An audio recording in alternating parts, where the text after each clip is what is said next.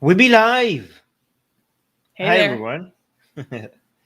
Hi, awesome AGA music guy. Khalasa D Willfully. Oh hey, you guys been yeah, it's been a while. Nico is here. Cool. Great to have you. Yeah, we're gonna be discussing the news on atheism, religion, secularism. We're gonna go over 10 news items, and Susanna has been collecting them, researching them, been preparing for. Oh, guys, can you make sure you like the video? Given Yes. all the work we do. I mean, all the work we, all the You work do work too, Susanna. Armin. Okay, all the well, yeah, but when it comes to this news segment, you do most of the work. Yeah, of course I do all the work. I do a lot of work. I'm not denying that. But when it comes to the news, it's Susanna that decides which news gets highlighted, and she researches them. She tries to make sure that we have all the details. And today, the news is actually the first one. It's kind of funny. I love Is the over. first news. Yeah, it's today mostly tragic or funny or good news. Um, we're starting off with some really big, not so happy things that happened this week, but they were really big stories, and so we have to cover them. Also, we should, anyways. And then the some is a little ridiculous. And Good. the others are, I mean, we cover religious news, so it's often not great, but not I the know. end of the world. Yes. We try to make sure we get some good news, so we're not the show doesn't become that depressing. All right. Can I clap for the first news? Yes, we can. First news. First news. The official Wizard of New Zealand axed from Payroll. Guys, he lost his job. Ian Brackenbury Channel, known as the Wizard in Residence, will be officially terminated from Christchurch's payroll in December 2021. The state has employed him since 1998. In an interview, Lynn McLeland, the council assistant chief executive, said that the council had met with the wizard and sent him a letter thanking him for his services to Christchurch over the past decades. McLeland explained that the city council is gearing towards a new and different promotional programs to reflect diverse communities and showcase a modern city. The wizard is known for his activism and anti-government rants. Channel, known as the Wizard of New Zealand, carries the title not just as a fancy label, but in all his legal documents. Even in his passport, Channel is identified as the Wizard. This decision received mixed feedback on social media. So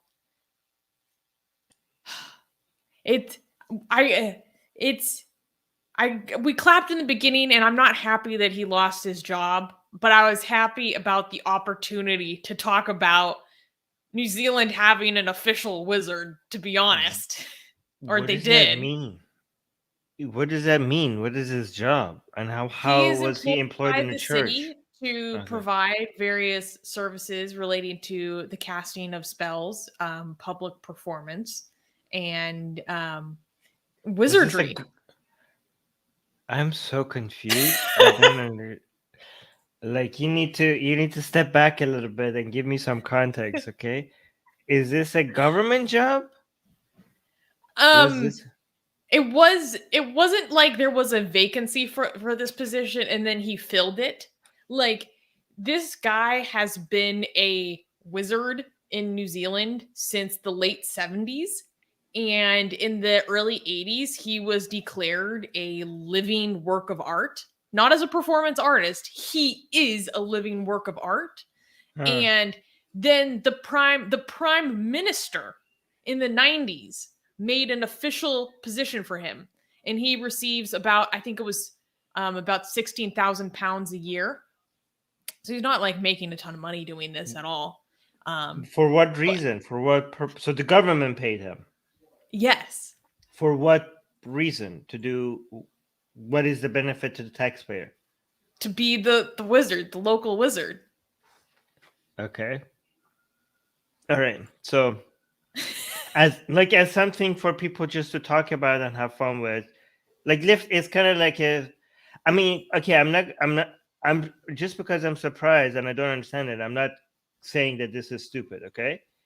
Like, is this like something that just lifts people's spirit and it just like creates a sense of like, oh yeah, we have a wizard, and it brings, it just, I think there could be utility in that. And like, I don't know, like, is that like the idea, like people thinking like, oh yeah, look at that, that's our wizard, and like just brings people Kind of. together. Wait, Yeah. can I show a short segment of Okay, this before you video do, about him that I think like captures it all? I love it all so right, much. Sure. Go ahead.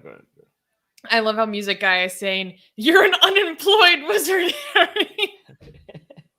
I was watching a lot of interviews with him. Like, he had an apprentice who was apprenticing to be like the next wizard of New Zealand. So here we go. Okay. Now, this is where the interesting part comes in. By 1974, he was already trying to be a wizard and already did some weird stuff.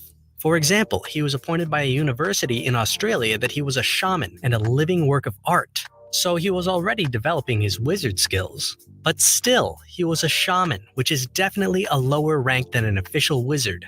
I feel like a wizard has a few shamans who are apprentices, and they're like, "Hey, Master Wizard, what are you? Don't disturb me, I'm making a spell."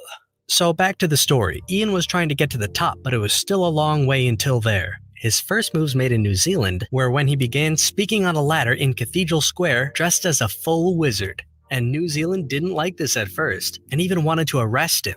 But he became so popular that he was a tourist attraction. So the square became a public speaking area. His wizard skills were rising. He was doing rain dances, speaking in public, and threw philosophic bombs. He even kinda got birthed from a giant egg, but that wasn't very impressive, to be honest. Like, he just kicked the egg from inside until it broke and then got out and shouted. Of course, this was done with the help of the mayor of Christchurch. So this guy was kind of becoming an official thing, and in 1982, he became the Wizard of Christchurch, and an official living work of art. And in 1990, ladies and gentlemen, he was appointed the official Wizard of New Zealand by Mike Moore, the Prime Minister of New Zealand at that time. And this is 100% real. Look at his driver's license. This is my favorite part. Wizard. Look at Wizard the. So his first name is The, and his last name is Wizard? I guess on his driver's license, like, he has a real name. I mean, that is his real name, officially his name. It just gets better. Look. The. That's his official name now. Even his passport says that he's an official wizard. His position says the Wizard of New Zealand. Like, I love this so much. That's amazing. Now, what does an official wizard do? We go. Well, according to the official proclamation, he has to protect the country, to bless new enterprises, protect the population, and most importantly, to design and promote a new universe that puts New Zealand on top of the world both physically and metaphysically. Remember, this proclamation was written by the Prime Minister, so maybe one night he was like, "Aw man, New Zealand is cropped from maps way too often, so maybe this wizard guy will solve it and place New Zealand in the center of the world." Yeah, so that's basically the gist of it. But they fired him, and now I'm so invested in all of this. Now, at first I was like, "Why you have a wizard?" And now I'm so invested in this. Now I'm like, "Why did you fire the poor wizard? Why did you get rid of the wizard?" Like, I completely switched sides in the course of this. But go on. Because basically they want to take the tourism into a whole. They want a modern, like, direction. It's not that there is a vacancy. There is no vacancy. It's that they have terminated the position altogether. But what is he gonna do now? Like, what is going to be his purpose? His I don't know. He's life? kind of old. He's like in his 80s, I think. So just okay. Then why couldn't you just wait a couple of years before he dies instead of like depressing? Like, would this be the last thing he like? Do you want him to go knowing that he was supposed to be the wizard and now he died not being the wizard?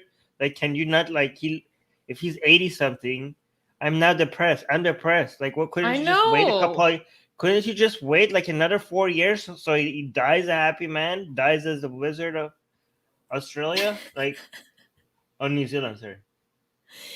By the way, I would get confused at first because I wasn't listening. Just for the other people that might confuse, because Christchurch is a city. I thought like he's, I thought he's like being. I thought we were talking about an actual church, like he was. Right? Oh, So yeah. yeah. Okay, so we have to like. Not everybody knows where the hell Christchurch is. Okay, so we have to clarify that. All right. Yeah, go but ahead. no, so there's been, I've seen petitions online. So people, I have friends who are from Australia who are like posting petitions to bring back the wizard. They don't want him axed from the payroll. They want him to keep his job. And so there are some people who are saying like, oh, it's fine that he got canceled after like doing this for so many years, partially because he's made some like problematic statements about women. But I think because he's a wizard, I find it kind of quaint. Both Rezam and D at the same time asked if he has a pension. Is there wizard pension? I don't know. I mean, he still remains a living work of art. And he was asked if he would curse the city council that terminated his position. And he said that he prefers to give blessings. He said, quote, "I give children happy dreams, general good health, and I want to make bureaucrats become more human." Mm-hmm. He's not going to curse them. Apparently, one of his other acts of wizardry, aside from rain dancing, is he was taken in a helicopter above a stadium while a rugby game was playing, so that the home team would win in New Zealand. And he was. I've also seen people talking about online. He had a car that was a red Volkswagen Beetle, except it was as if you took the two front halves of a car and put the two front halves together into a singular car. So he has like all this crazy stuff, like this wacky vehicle. I love this so much. Like I wish, I don't know, it reminds me of home, like just these really weird, bizarre, little eccentric characters. Oh yeah, here you can see him with his apprentice. That's his apprentice. That's his apprentice. Yes. What does he think about Harry Potter and stuff? Does he think it was? I don't know. Can they like?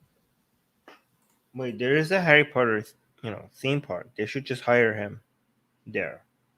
Actually, I don't know if they would do. Mm-hmm. Wait, does Harry Potter theme park part of the Universal Studios have that? Maybe they could get him there. I don't know. It would be against it. It would be bad for their branding if he's like has sexist opinions. So I don't know.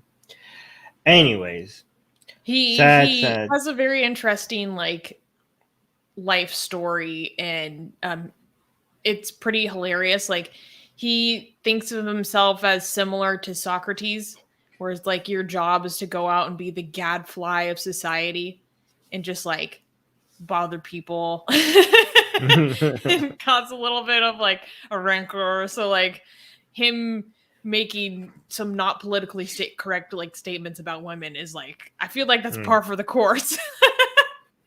I feel like the 100 years from now, we're going to have, an imam or a priest be kind of treated like somewhat of a, something like this.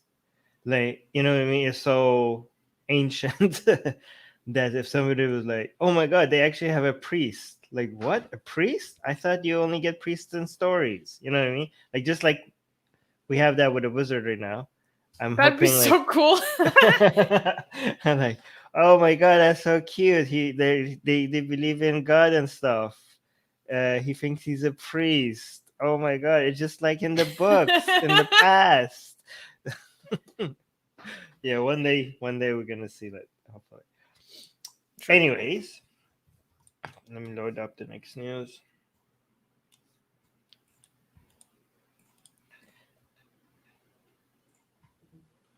All right, can we clap for the next news? Definitely no. Wait, Rezam is saying, Armin, stop making me believe in a good future. No, I will. No. I will continue Guys, the future is going to be great. You have no idea. Better than you're imagining. Everything you're imagining about a utopian future, it's not going to be even as close as to what it's actually. Just think about it this way, okay? 100 years ago, people looking at today, would all the better healthcare, better life expectancy, child mortality, lower poverty, the technology that we have, if you went 100 years back and told them this is how much progress we're going to make, they would be like, no way. Probably like everything you're saying, probably 1,000 years from now, definitely not 100 years from now, right? So given that and the progress is not just speeding, it's not just speeding up, it's the speed is speeding up, so it's accelerating. So probably we're going to see the same kind of progress that we saw in the past 100 years in less than 50 years in the future. So it's just going to be, it's whatever. If our mind is going to be blown, like even the things that I'm imagining, it's going to probably surpass that. Anyway, so we said no clapping, right? Next news.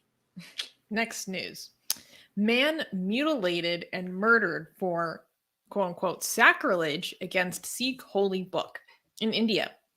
On October 15th, Lakhbir Singh, a Dalit Sikh, was found hanging from a police barricade with his left hand and foot cut off. The police immediately brought him to the hospital, where he was pronounced dead upon arrival. According to a local news outlet, the incident happened during the ongoing farmers' protest in India. Several Nihan Sikhs, a martial sect within Sikhism, claimed that the victim had committed sacrilege. The exact action taken by the victim is still unknown. Some witnesses claim he had torn a page from the Sarblo Granth, a Sikh religious book. Some said he threw the book in a trash can. Others claimed he attempted to run away with it or even burn it. The 35-year-old victim is a father of 3 and a farm laborer from a village in the Punjab province. His family stated Lakhbir was a devotee of Guru Gobind Singh, and he could never do something so sinful. Several arrests have been made in regards to this crime. Wait, so sinful? Was that referring to? To the alleged sacrilege in any form. Oh my God, they're concerned about. Wait, I was paying attention to when they were referring like so nobody would do something this sinful. They were not referring to cutting somebody up in pieces. They were referring to the sacrilege. The victim's family was saying what he's been accused of can't be true. He would never do something so sinful. Why is that even? Oh my God. Well, because they're Sikhs, they're devotees as well. I know, but it's amazing where everyone's priorities are. Like they murder and cut somebody up in pieces, and they're like, oh yeah, he would never do something like that, and like he would not do something so sacrilege. Like, who cares? We're talking about cutting up a human being. Like, don't you like? Well, do you get what I'm saying, Armin? Yeah. I think it's totally reasonable for a religious family to say, "Hey, what you were saying as an excuse to murder our family member and defame his name is not true." Well, I mean, I don't think you could put religious and reasonable in the same sentence, but okay. No, I'm actually in the way that I used it. Yes. Yeah. I actually think this shows how far gone from common sense religion has gotten, where we actually have to defend, where we get to the, has gotten, it has always been. Like, the fact that we have to defend a victim of a murder, the fact that they just been murdered is not enough. And we have to actually say, like, defend the victim by saying this guy didn't actually tear apart a piece of paper, as if that matters when it comes to something in relationship to such a horrible crime. I think that shows that even the victims feel like there's 2 crimes being committed against this victim. One, he was murdered and cut into pieces. Also, he's being accused of sacrilege. Like, do you not see why putting these next to each other shows that how screwed the priorities of the religious community is? Like, honestly, you don't even need to add, like, when it comes to sane people, you don't even need to add in defense of the person that they didn't commit sacrilege because this person was murdered. Like, it's not like, oh, here's what I'm trying to say. It's almost as if his murder would have been justified if he had committed sacrilege. That's what I want. Okay, if that's what you're getting at. Yeah, I totally get it. Yeah. Yeah. It's really, and then not to mention the fact that so there have been at least 3 people who have been arrested in connection to his murder, and they were all widely celebrated. Wow. I can show you a few pictures. Yeah, Dee was saying this as well. Okay, so guys, we thought, okay, so if we only refer to this murder only, you might say, like, okay, this is a very the Sikh community doesn't do stuff like that. This was just a one-off thing. Be careful. No. Suze, be careful what you're showing on the screen. There were pictures of, there could have been pictures of murder and stuff like that. Be very careful. Yeah, no, I was. No, I saw there might have been. Be more careful what you're showing. Show individual pictures, not collages of pictures. Okay. Yeah, they're like, so guys, the Sikh community does have a huge, like, sensitive, do not sacrilege our holy stuff problem. Like, this is like the image that a lot of people have of, oh, Sikh people, I always have great experience with Sikh people are great. I mean, I'm sure most of them are, but we don't hear much about their reaction when we blaspheme anything Sikh related, because it doesn't happen as much. But when it does happen, they are extremely sensitive about it, right? And this murder was celebrated widely, right, as an act of heroism. Like, this was condoned by a lot of other Sikhs. So you can see that this is a also, guys, a lot of people are saying we should do blasphemous art against Sikhism. We already have, right? So we already have that. However, I don't think I don't think we should do anything in response to this, because our blasphemous art is like a celebration of sex and sexuality, and I don't think that would be a proper response to something like this. But yeah, what did you want to show? So here, let me blow this up a little bit. You can see this one guy who was accused of murder. So here he is on the right when he's been arrested and taken to the police. And here he is, like, I think either turning himself in or being taken to the police beforehand. And you can see all of these huge garlands all over him, including this right here is a huge garland of money. And then here are 2 other guys who were arrested or who have been identified in connection to the murder. And they also have these very festive garlands all over themselves, obviously given to them as like gifts and congratulations. You can tell the Nihang Sikhs, you can identify them because they wear this deep indigo or blue. And I was looking this up. Apparently they are like a warrior or like a martial order within Sikhism. And they have their history of winning battles when they're severely outnumbered. And so people who aren't familiar, like, Sikhs are mandated to carry a kurpam, or like these little knives or swords on them all the time. But usually they're not like real weapons.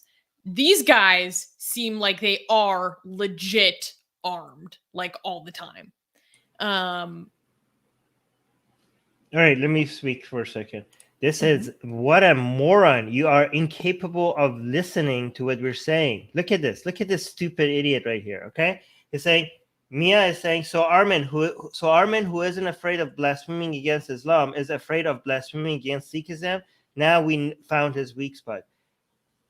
You are a moron. Did you not just hear what I said? We have already blasphemed. We already have blasphemous art against Sikhism. Do you have hearing problems? Are you a moron? I think you are a moron. Like I just told you that we have blasphemous art already against Sikhism. How stupid can you guys be? We have it. It's on blasphemousart.com. Go see it. But go on, Susanna. Well, what's so tragic about this is that his family, the victim's family, says that they described him as mentally challenged. I'm not sure exactly what that means. So I'm curious if that played any role in this incident.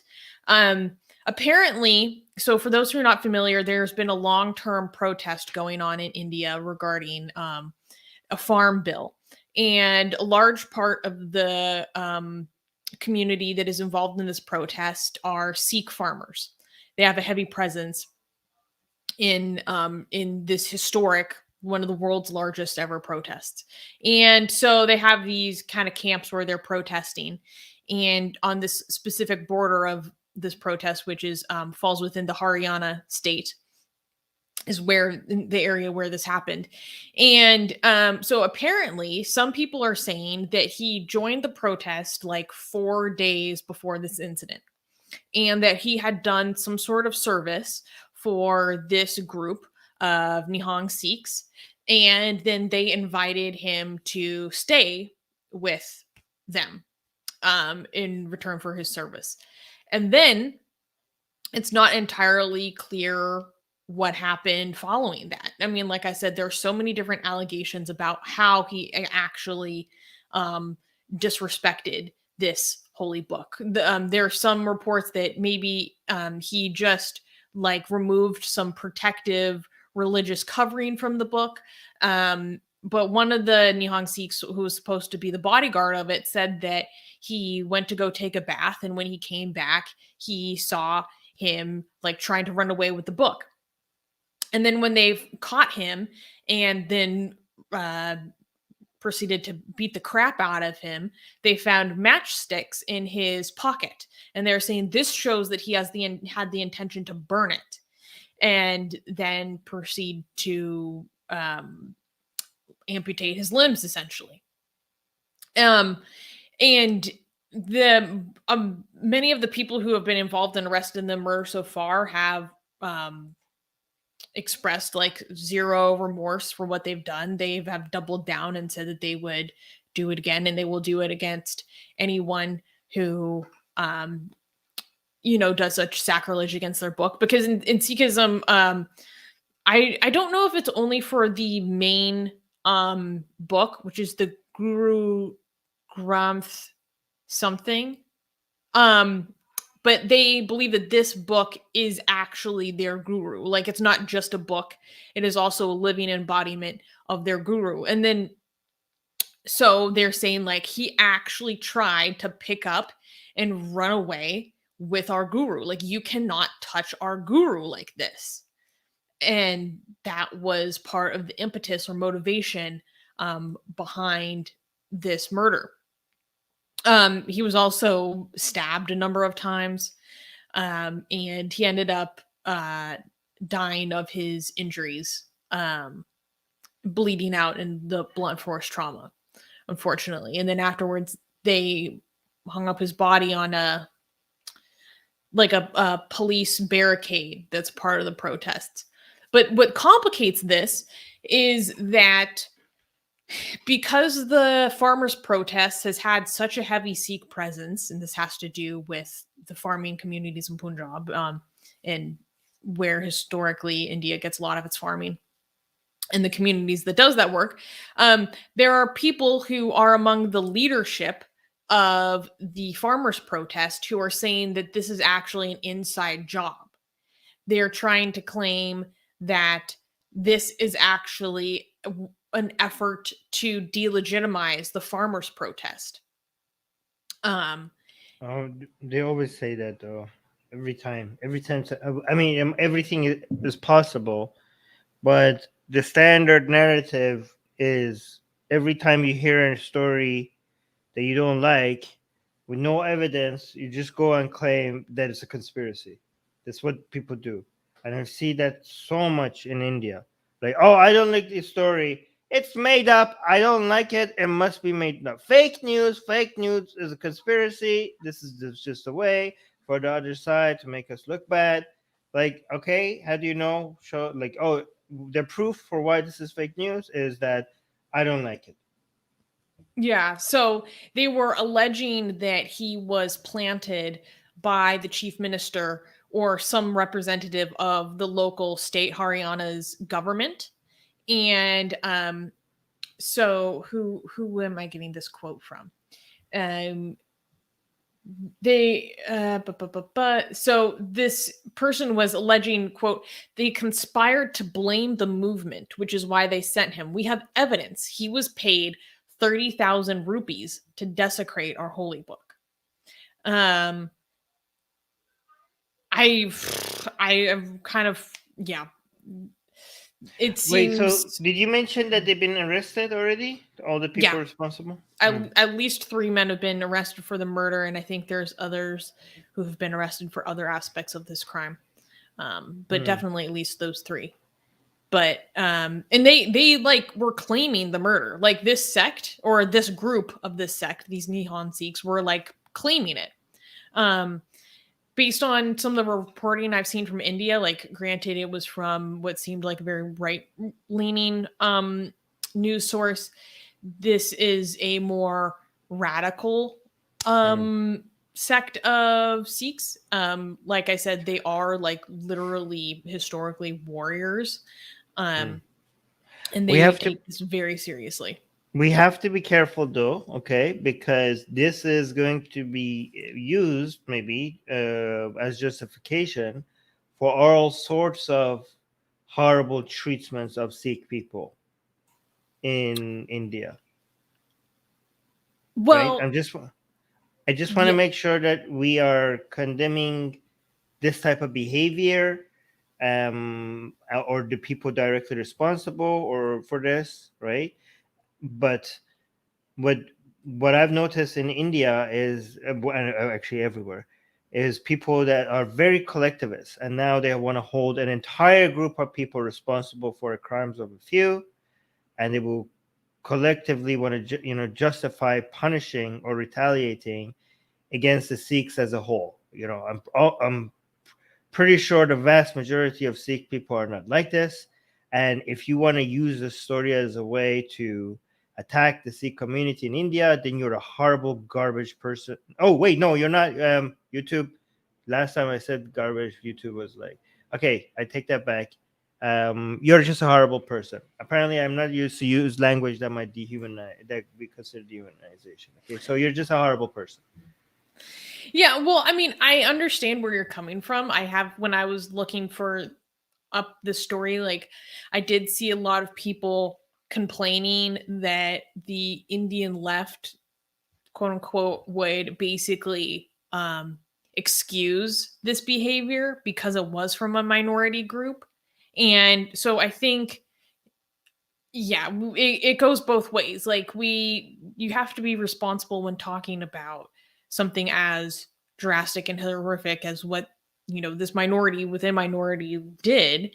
But you have to hold them actually accountable and not make excuses for it just because they are a minority. But at the same time, you shouldn't demonize them. So yeah, apparently this whole episode has sparked a lot of more people looking into what this sect of Sikhism is. There have been a lot of news articles posted online just like explaining what this sect is after this murder, because people are trying to understand like what's going on. So I don't think it is I have seen a lot of violence over Sikh sacrilege before. So I don't think most would go or at this far. Yeah. Guys, do not come up with any conclusions about the Sikh community as a whole.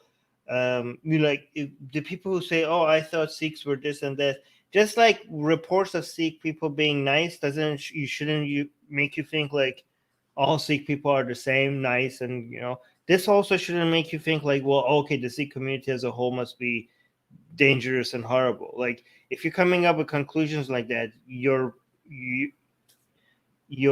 analysis, the way that you come up with conclusions is extremely flawed. Okay, if you look at like, oh, this story makes me come up with a decision about this entire community as a whole, you being stupid. This is not how you come up with conclusions. Okay, this is your mind on collectivism. All right, do you want to add anything or highlight anything in the live chat? I don't know. I guess the only thing that I want to add is that it's important to remember that pretty much all religious communities have this issue to some extent, and that this is part of the danger of holding things as sacred and holding things above scrutiny and above ridicule. Because if you hold anything as above those things, people are going to enact violence in an effort to protect it at some point. Yeah. Right. So here's another interesting thing. Okay. So Mia, you're making. So you agree with me, Mia saying I agree. Jumping to conclusions and generalizing doesn't help. I agree with you as well. Generalizing doesn't help. So go look at a few comments back and look at this. The Indian left will excuse all excesses of minority groups. That is generalizing, Mia. You're talking about the Indian left and you're talking about all of the Indian left. That is called generalizing. So maybe listen to your own comment a few comments down and stop generalizing. Okay? Great.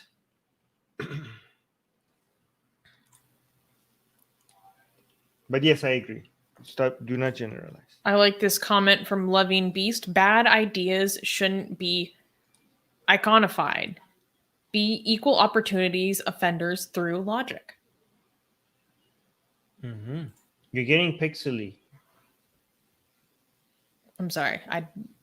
There's nothing I can do about it at this point. If it's really bad, I can refresh. Okay. Wait, hold on. You're becoming like a Picasso art.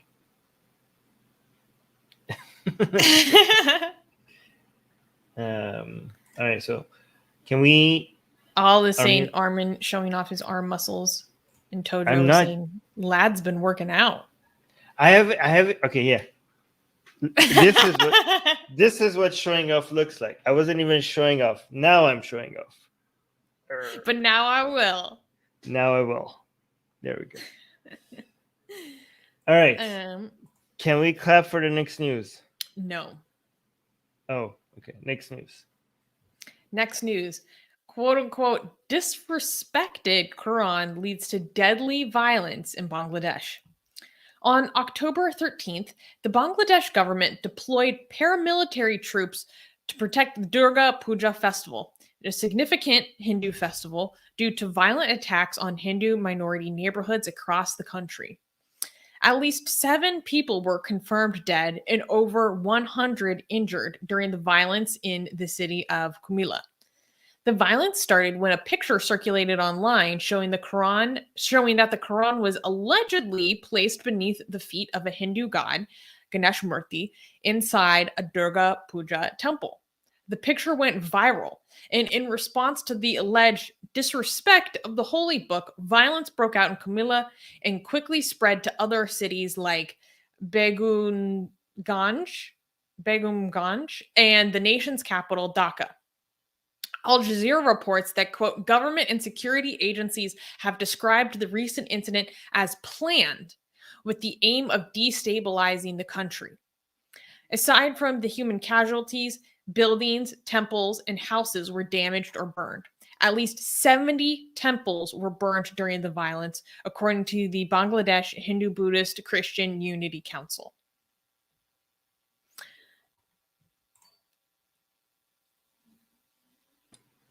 This is going to get worse, isn't it? This is going to keep getting worse.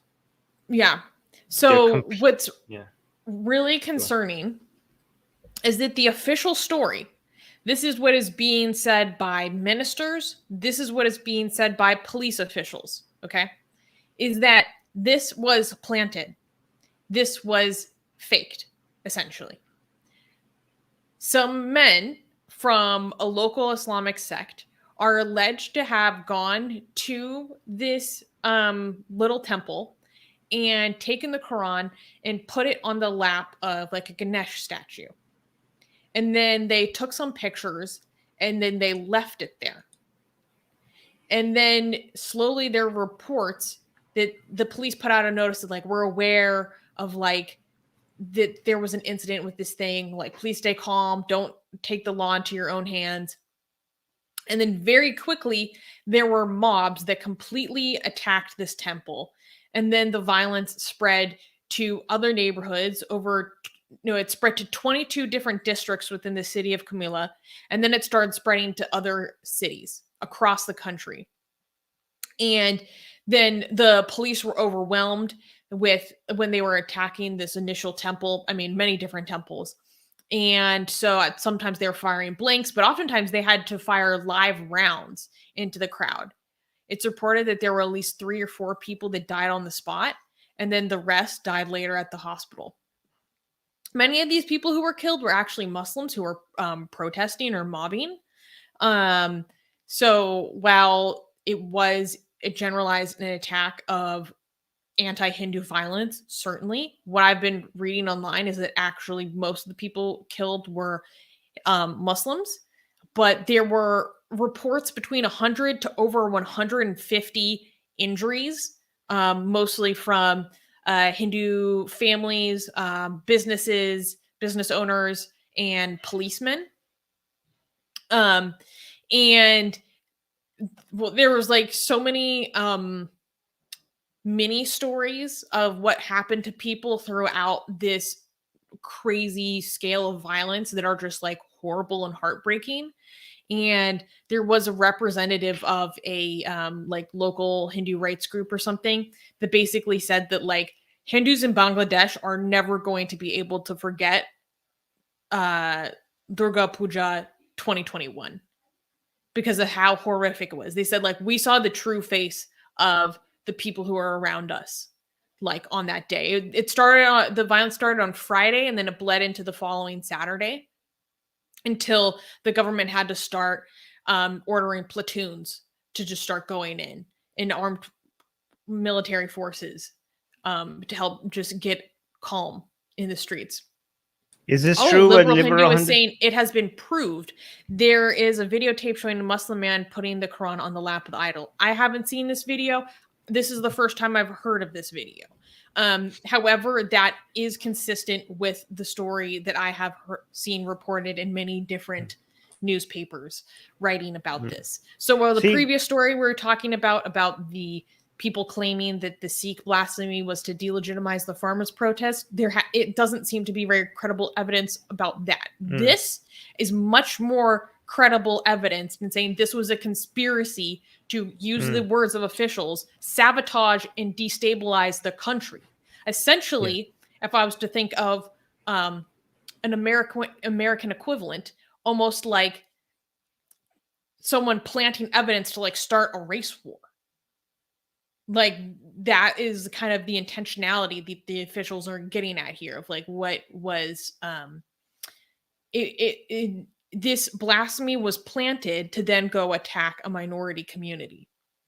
It's horrible. It's horrific. Well, I've been talking for a while. Armin, do you have anything you'd like to add?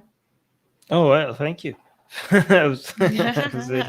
No, but okay. So for our position on conspiracies is that it's not that they don't happen. Like people are like, oh, you think they do happen. We're not saying like they're never the case. It's just that so many people are so easily believe them without proof, especially when they don't like the story that they're hearing, right? So, and even sometimes when we say like the conspiracy is not likely, we're not saying it's not possible, just that it's not likely. In this case, it seems like it's more likely because there seems to be actual evidence. It seems to be an official position. But even then, we don't know 100% for sure, right? I also want to highlight the fact that this kind of, if these conspiracies are correct, like if this is true that this was intentional, it does highlight, it does show that desensitization is the only way forward. Because a lot of people, like when we do blasphemy and when we like put content out there that is offensive, people say that, look, Armin and Susanna, you're fueling this fire. You're going to cause these communities to go become, turn against each other even more, right? And but we said no, it's actually the other way around, because even if we don't do it, look, you're not. First of all, they're gonna want it. They're gonna like plan something to start to start a conflict like this. But even if they don't conspire to do anything like this, you're not going to be able to like, oh, Armin don't do it, Susanna don't do it, Atheist Republic don't do it. But it's gonna happen, right? You're not going to be able, like, guys, please don't do it, and go away, go ask every Hindu that might be upset not to do something like this. Like, do you think you're going to be able to like stop every single person from like, doing something sacrilege or blasphemous? Are you going to be able to stop everybody? You're not going to be able to. So this is going to happen. So instead of like trying to stop everybody from doing this, you might as well normalize it and just flood the world with blasphemous stuff, so that eventually there's no point in reacting to it, because it's everywhere. It's mainstream. We already have done that with Dry Muhammad Day, and it has been effective. The reactions are still there, but it's not the same as before. And guys, I'm not saying, by the way, that do go put like Quran and goddamn, in temples and stuff like that. I'm saying for me and Susanna, who can do this from a safe space, from a safe place, then, or other people who can do this in areas where there's no actually mob coming after us or anything like that, then it makes sense for us to normalize stuff like this, so that the reaction, because we're not in India, we're not in Bangladesh, we're not in Pakistan, right? So obviously if we were there, we would hold back, because if we are there and did this, it would cause like somebody to come out at us or our community, and then there would be a reaction. But given that we can do this from, other places where they can't reach us, I think it is our responsibility to push back against this in the only way possible, and that would be to desensitize people by creating as much blasphemous material as possible. In fact, I suggest that we make a blasphemous art. What was the god that the Quran was found on? Ganesh? Reportedly Ganesh. Mm-hmm. According to some reports. Wait, people would it be, should we wait a bit before we make a blasphemous art on this, given that people had died? I don't know. I'm thinking, well, I don't know about that. Okay, I'm thinking of creating a blasphemous art where the Quran is shoved up Ganesh's ass or something. Oh God, no. I think I want to do that. No. We'll talk about it. All right. So one thing I love about the Atheist Republic team, and there are a lot more people on the team besides just me and Armin, we have a lot of people that work on the news and do a lot of other stuff behind the scenes, is that our team is from all over the place. And so there's a person on our news team who is from Bangladesh and was giving me some feedback on this article, and expressed that they didn't like how, because I choose the titles and I'm responsible for some of the editing, like how it was the Quran disrespected and how that was characterized in our writing and coverage of this. And I think this is a really important thing that they were expressing to me, was that there is violence almost every year during Durga Puja, but this year it was so bad. And that characterizing this as like, oh, the Hindus disrespected the Quran and then that caused violence. Like, well, one, it that's not credibly what happened, but that's not really what we reported. But saying it almost doesn't capture what the atmosphere is like. And they basically said to me, like, no Hindu in Bangladesh would dare to do something like this. Like, they are well aware of what the reaction is going to be. Not only is that extreme danger to yourself, but it causes a dangerous and violent environment for literally every Hindu minority neighborhood person, businessman, etc. Everyone is fully aware of the collective nature of the violence. And they were So also this is a hostage situation. This is an entire community of people been taken hostage in their own country. This is like an open prison situation. In a supposedly secular country. And I thought that was really helpful feedback. They were something that also took place during these riots and violence that a lot of people brought to my attention, but I haven't been able to find a super credible source on, is a series of sexual assaults that happened during the rioting, including this one assault. The details of it are so horrific. A lot of people asked me to report on it, but I haven't been able to find anything from a reputable source in English yet. But I did want to mention that, like, it wasn't just that they're burning down homes and stuff. Like, there's also violence is taken and enacted against women in these minority communities when incidents like this happens. And the understanding that it's unlikely that Hindus in Bangladesh would actually do this seems to be well known and well understood. For example, the Bangladesh Home Minister has been quoted by local media as saying, he also was like, he suspects this was an act of sabotage, saying, I personally don't believe a Hindu person can gather the courage to do it. So the Home Minister is also himself saying,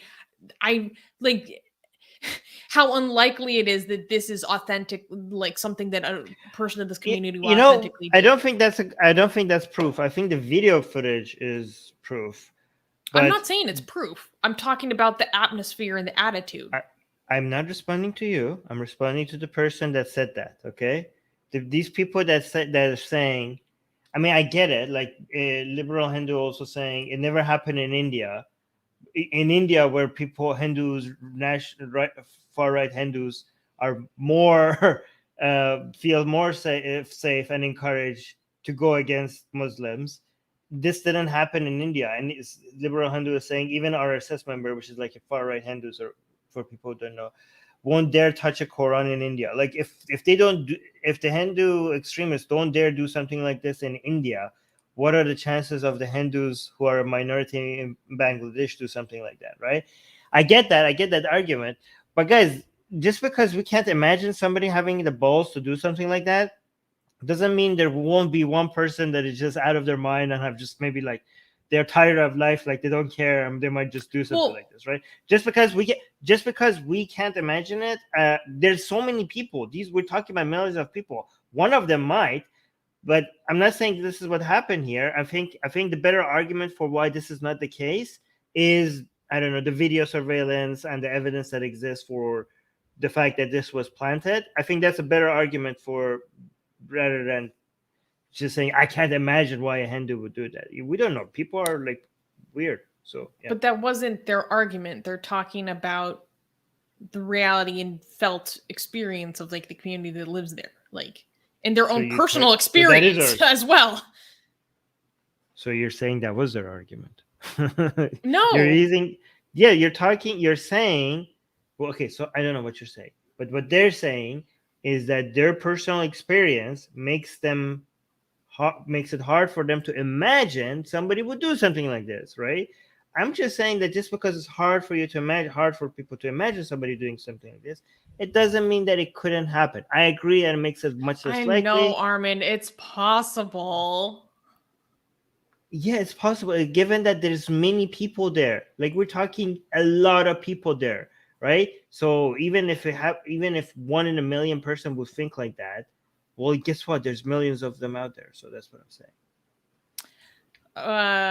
Well, what was interesting about this spate of violence as well is that this is the first time I saw people in just my normal social media talking about violence against Hindus, or even Hindu phobia, quote unquote, in a way that I felt was legitimate and not like Hindu extremists trying to paint criticism as Hindu phobia, but like actual anti-Hindu violence, including this video by former presidential candidate Tulsi Gabbard. And I thought this would be interesting to play for a second. Let me know if you don't have audio. Wait, before you broke play my heart. Okay. No, go ahead. Go. I'll let you know after. Okay. See such hate and violence being directed towards devotees of God in their temples in Bangladesh. For these jihadists to believe that it is pleasing to God to burn and destroy temples and the murti of such a saintly person as His Divine Grace, A.C. Bhaktivedanta Swami Prabhupada, this just shows how far away from God they really are. God is love, and His true servants embody and manifest that love in the world. Now's the time for the supposedly secular government of Bangladesh to protect that country's religious minorities, including Hindus, Christians, and Buddhists, from the jihadist forces of hate. It broke my heart. What do you think of Tulsi Gabbard and her commentary there? I think she's using language that is actually like the fact that she keeps on saying jihadi. Yeah. I think she's trying to stir up more conflict. Like, I mean, I would say that, and I think if we were saying that, I think it would be completely right. But coming from a politician, and she constantly saying, like, you know what she's doing, right? She's trying to stir up anti-Muslim because when if we say like, oh, this is jihadi stuff, we follow up by saying, by the way, guys, not all Muslims, more Muslims are not like this. This should not, this does not justify any collective punishment against the Muslim community as a whole. But when she just puts this out there and she uses the word like, oh, this is jihadi stuff, this is jihadi crime, this jihadism needs to be responded. You know, she means Muslims. She means like there needs to be a pushback against. I mean, maybe if she doesn't, it just comes across to me like she's just trying to stir up anti-Muslim. She's just trying to take sides between two entire communities rather than condemning a specific group of people. To me, it seems like she wants to play in becoming relevant and more relevant, and more. She wants to be a champion of an entire group of people against another entire group of people, and she's just misusing the conflict that exists. What do you think? Oh, I agree. She has well-known like Hindutva sympathies or actual like affiliations or praise for the BJP and RSS. Right. And so that was disgusting, actually. Yeah, it was. I appreciated someone as large as her politically talking about this issue because it otherwise wouldn't have. And so it's going to expose like so many people who have no idea about this issue, like, and then educate them a little bit. But her use of the word jihadi was so exaggerated to me. Like, yeah, it's purposeful. And if she meant Muslim. She meant obviously. Muslim. She couldn't say. She was just trying to stir up a hate against Muslims. Has she ever talked about any Hindu on Muslim attacks? Like, has she ever come out and condemn? I don't know. Or does anybody know in the live chat if Tulsi has ever highlighted any? Yeah, because for example, when we highlight stories like this, when Muslims attack Hindus, people can't accuse us of becoming tribal or try to stir up hate against a group of people, because we highlight the other side as well. You guys know that. Whenever we highlight, for example, Hindus attacking Muslims, we get accused of like, oh my God, Armin, Armin, Susanna, you guys are Muslim apologists. But no, we highlight stories like this as well. But has Tulsi done that ever? Like, has Tulsi done? And not only that, we highlight attack of atheists on Muslims as well, right? We highlight China's oppression, the Chinese government's the atheist Chinese government's oppression of Muslims. So we're not at all tribal here. I mean, I'm sure we're somewhat tribal and we're unaware of it, but we try to be as untribal as we possibly can be. So, but I think this was very interesting. Okay, people are saying never. Anybody? No, she never did. Mia is saying she never did. No, never. Okay. There again, if it's the live chat, we don't know for sure because the live chat might be wrong, but the live chat is saying that she never has. So this is her. This is not her highlighting a crime. This is her just playing into tribalism and using. Guys, this is actually very disrespectful of people who have been killed, because they're being used. This is not you caring for the people who have died. This is you using the people who have died for your own hateful campaign. This is actually like, if you are one of the family of one of the victims, you should be offended by this. I would be offended by this. How dare you use the death of my loved ones in whatever political agenda that you have? This is disgusting, actually. Well, Yeah. This is why I go out there and I find us the content we got to react to. We got to talk about this Yeah, actually, good job noticing that. stuff. I'm good. Yeah. Yeah, good. Yeah, good job bringing that to our attention. Yeah. Yeah. I think we should move on to the next news, but moral of the story is that Bangladesh needs much more strengthened protections for their religious minorities. Hindus in Bangladesh only make up 9 to 10% of the population, and religious minorities in Bangladesh need to have legitimate avenues of recourse when they are abused in the country, instead of having authorities that are not sympathetic to the persecution that they face and the violation of their rights that they are supposed to be guaranteed. That's horrible. Tojo is saying, say a joke before the next news. Oh, well, I have something that was good. No, wait. Before you go there, it keeps dropping up. I also want to highlight all the people that keep saying every single time we highlight a news that is about Hindu and Muslim violence. Okay, we always get the Hindutva saying that. Well, you never talk about, like, I don't know, Muslims attacking Hindus. Oh, we see you like Taqiyya. You're a secret Muslim. You're a Muslim apologist. You only highlight like attack by Hindus. You never talk about what's happening in Bangladesh, but we do. And like last week, this news came out, and it didn't make it into last week's news.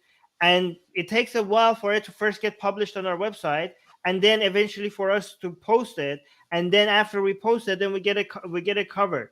And we also have highlighted anti-Hindu attacks so many times before. Like, they come in the comment section and like, oh, you're biased, you don't cover the other side. And like, bitch, You didn't even look. You didn't even look. You didn't. We have so many times. We have every time that it happens, we have just type stuff without even checking. I mean, I don't know what my expectations should be. It's amazing. Yeah. And also, I'm not, guys. I like being like this. Don't tell me to calm down. I enjoy being like this. Is fun for me. This is how I feel better about the world. Okay. I get it out of my system. That's so true. That's so true. This is so rewarding for me. Why do you want me to calm down? Do you hate me? This is the best thing that I do. Okay? The point of me doing these live streams is I could get this out of my system and I feel so much better after it. So why would you want to take this away from me? Okay, I'm not going to calm down. In fact, I'm going to do the exact opposite. Okay, I'm going to try to do the exact opposite. This is the Anyways. No way. You highlighted something? Ion is saying Susanna reminds me of Riley Reid, but a cuter version. Yeah, I know I am a sick person. Okay. I actually think this is a fantastic compliment. Riley Reid is hot and very cute. So if you think I'm even cuter than her, I'm extremely flattered. Wait, why would that be a sick? Where the hell have we gotten that what is considered sick is telling somebody that they're cute? Like, do you know who Riley Reid is? No, but like I know. Okay, well she is a adult film actress. That's why they're saying that it's a sick. I don't think that makes it sick at all. You have to just glance in my mind and Susanna's mind, and then you will realize that you got what you guys consider sick is just like so vanilla. You guys are so vanilla. You think this is sick? Guys, I have to introduce you to what sick actually means, okay? I have to introduce you to Susanna.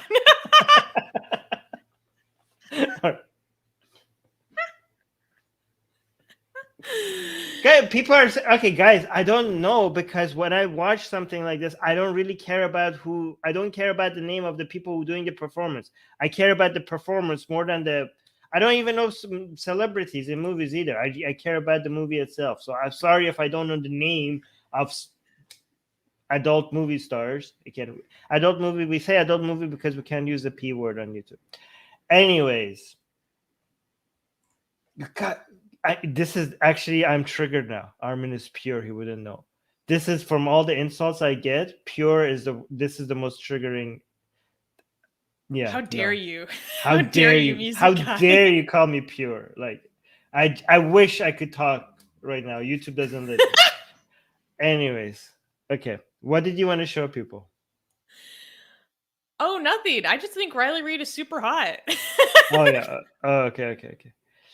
Can we clap for the next news? Yeah. Okay. Next news. New federal lawsuit over anti-LGBT discrimination in foster care program in Nashville, Tennessee. On October 13th, Kelly Easter accused the U.S. federal government of financing organizations that discriminate against LGBT individuals from becoming foster parents.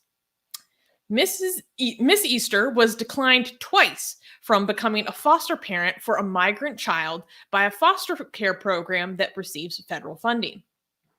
Easter had previously applied at the only local organization participating in the National Program for Migrant Children.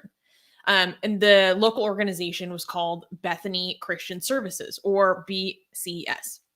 BCS first denied her application because she is a lesbian. Later, they changed their policy to allow LGBT parents, and Easter applied again.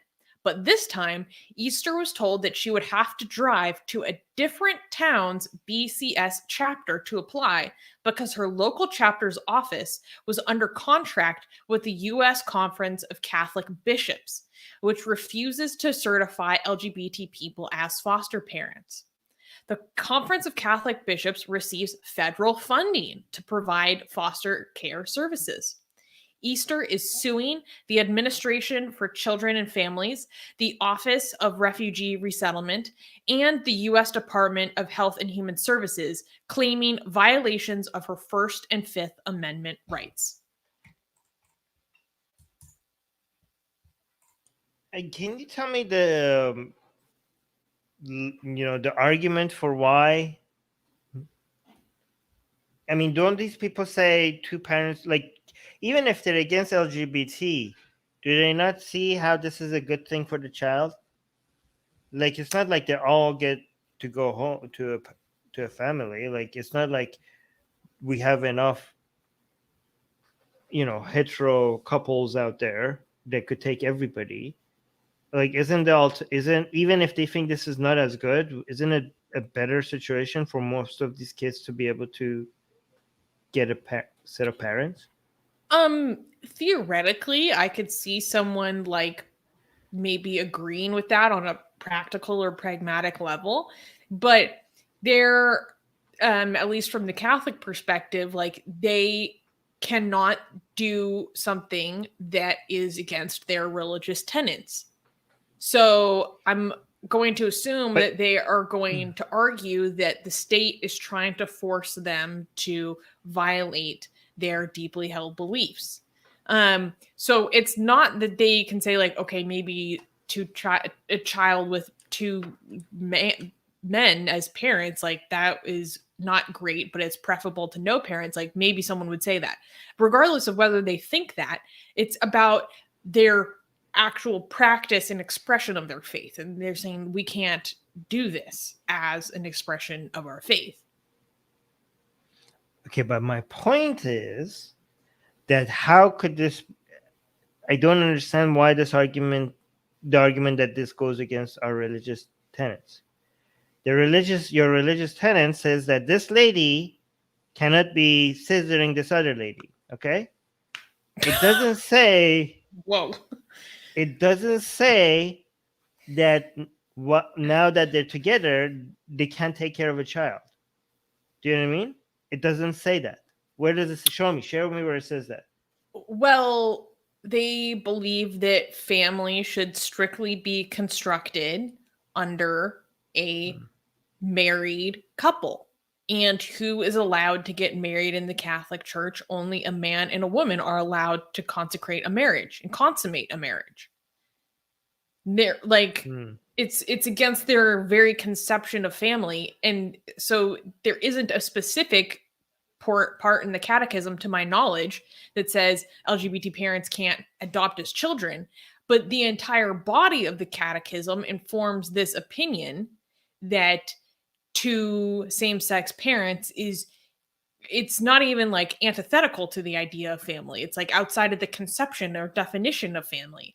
And therefore they would not bring children into that situation. But nothing that we have today matches the definition of a family as it was, as it was in the Bible. I mean, I don't have any sex slaves. Do you have any? Well, I mean, you're a woman. Actually, wait, never mind. I do have sex slaves. Okay, never mind. I was gonna say, okay, it's not condoned to have sex slaves I mean, if you read the Bible and you just like look at the concubines and having multiple wives and all of that, nothing that the Catholic Church is endorsing as a family today matches the family structure of the Bible anyways.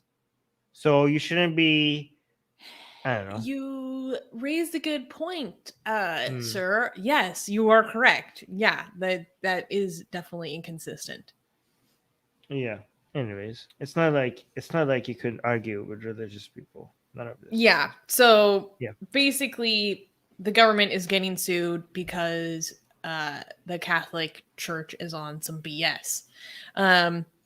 It's unfortunate, and I think that you probably, well, I don't know. I don't know how the defendants are going to argue their case, because the defendants are all these government departments. And so I don't know, maybe it'll be interesting to see what their defense is and to what extent they're actually going to defend their relationship to the Catholic Church. And the extent to which they pay them. I could see that having major consequences, depending on what kind of precedent that sets and the reasoning that they use as to why that's completely valid. Because then there's a potential for them to defend the fact that there is a policy like this in the books. Although we'll see how this case turns out. The lawsuit was just filed recently, so. I can't believe that this even requires a lawsuit. Like the fact that these are still already not settled. I mean, It's 2021. You know. Yeah, well, I We're mean, yeah, it's so ridiculous. I hate that we give so much money to religious organizations to provide civil services. Yeah. It leads to horrible situations like this. Oh, look at this. Aw, AGA is saying, thanks, Armin and Susanna, for being such great hosts with great commentary. Well, thank you, Aw. AGA, for being a great mod. Thank you, AJ. All right. Can we clap for the next news? Yeah, sure. Next news. Next news. Germany's largest mosque allowed to broadcast the call to prayer. So this is very controversial. Some ex-Muslim circles. Boo.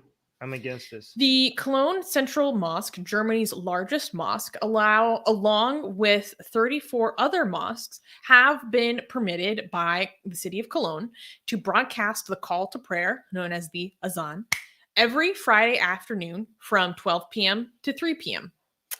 This decision is a part of the agreement with the city to ease restrictions on the Muslim community. The mosques will be required to inform their neighbors before they begin to broadcast the Azan and have limits to the volume of their speakers. The agreement received mixed reactions. Henriette Reicher, Cologne's mayor, posted that the mosque's call to prayer will join Cologne's cathedral's bells. Permitting the Muslim call for me as a sign of respect, Reicher said, adding, quote, it shows that diversity is appreciated and lived in Cologne. Cologne became the first major city in Germany to broadcast the Muslim call to prayer. Okay, what the hell is this? What is the argument for this? You can't, we fight for religious freedom and people's freedom to practice their religion all the time. But this is not it. You don't have a right to impose your religion on other people. How is this? So you're saying they can inform the people before they play this call to pray, the Azan?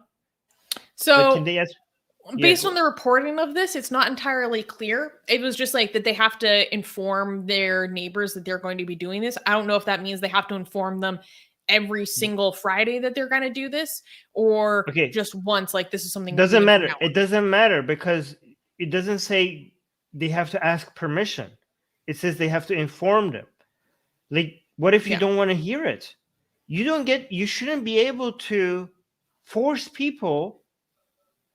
See, you have the right to practice your religion. You have the right to, promote your religion.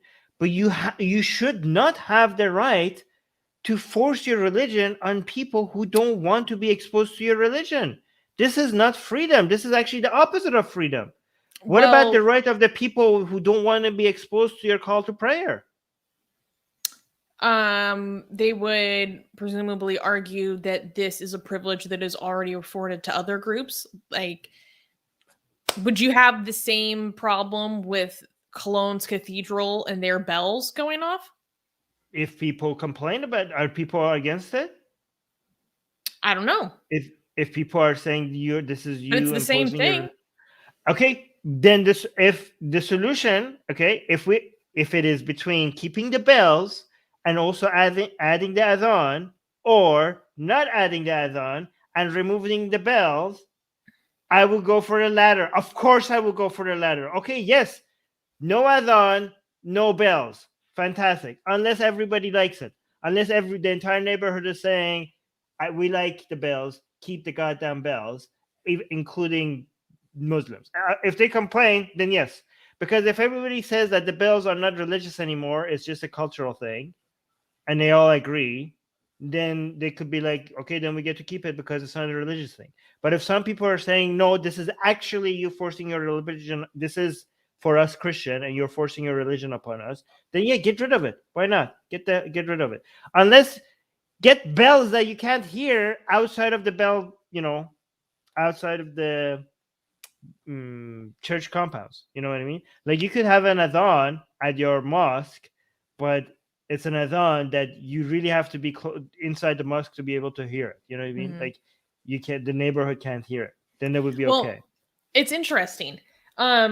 They are only allowed to do this. So for people who don't know, the azan happens like 5 times a day, starting at sunrise very early. And so people who live oftentimes in Muslim majority countries, like I have a friend who lives next to a mosque and he complains about it all the time. He freaking hates it. It wakes him up constantly. And that would drive me insane.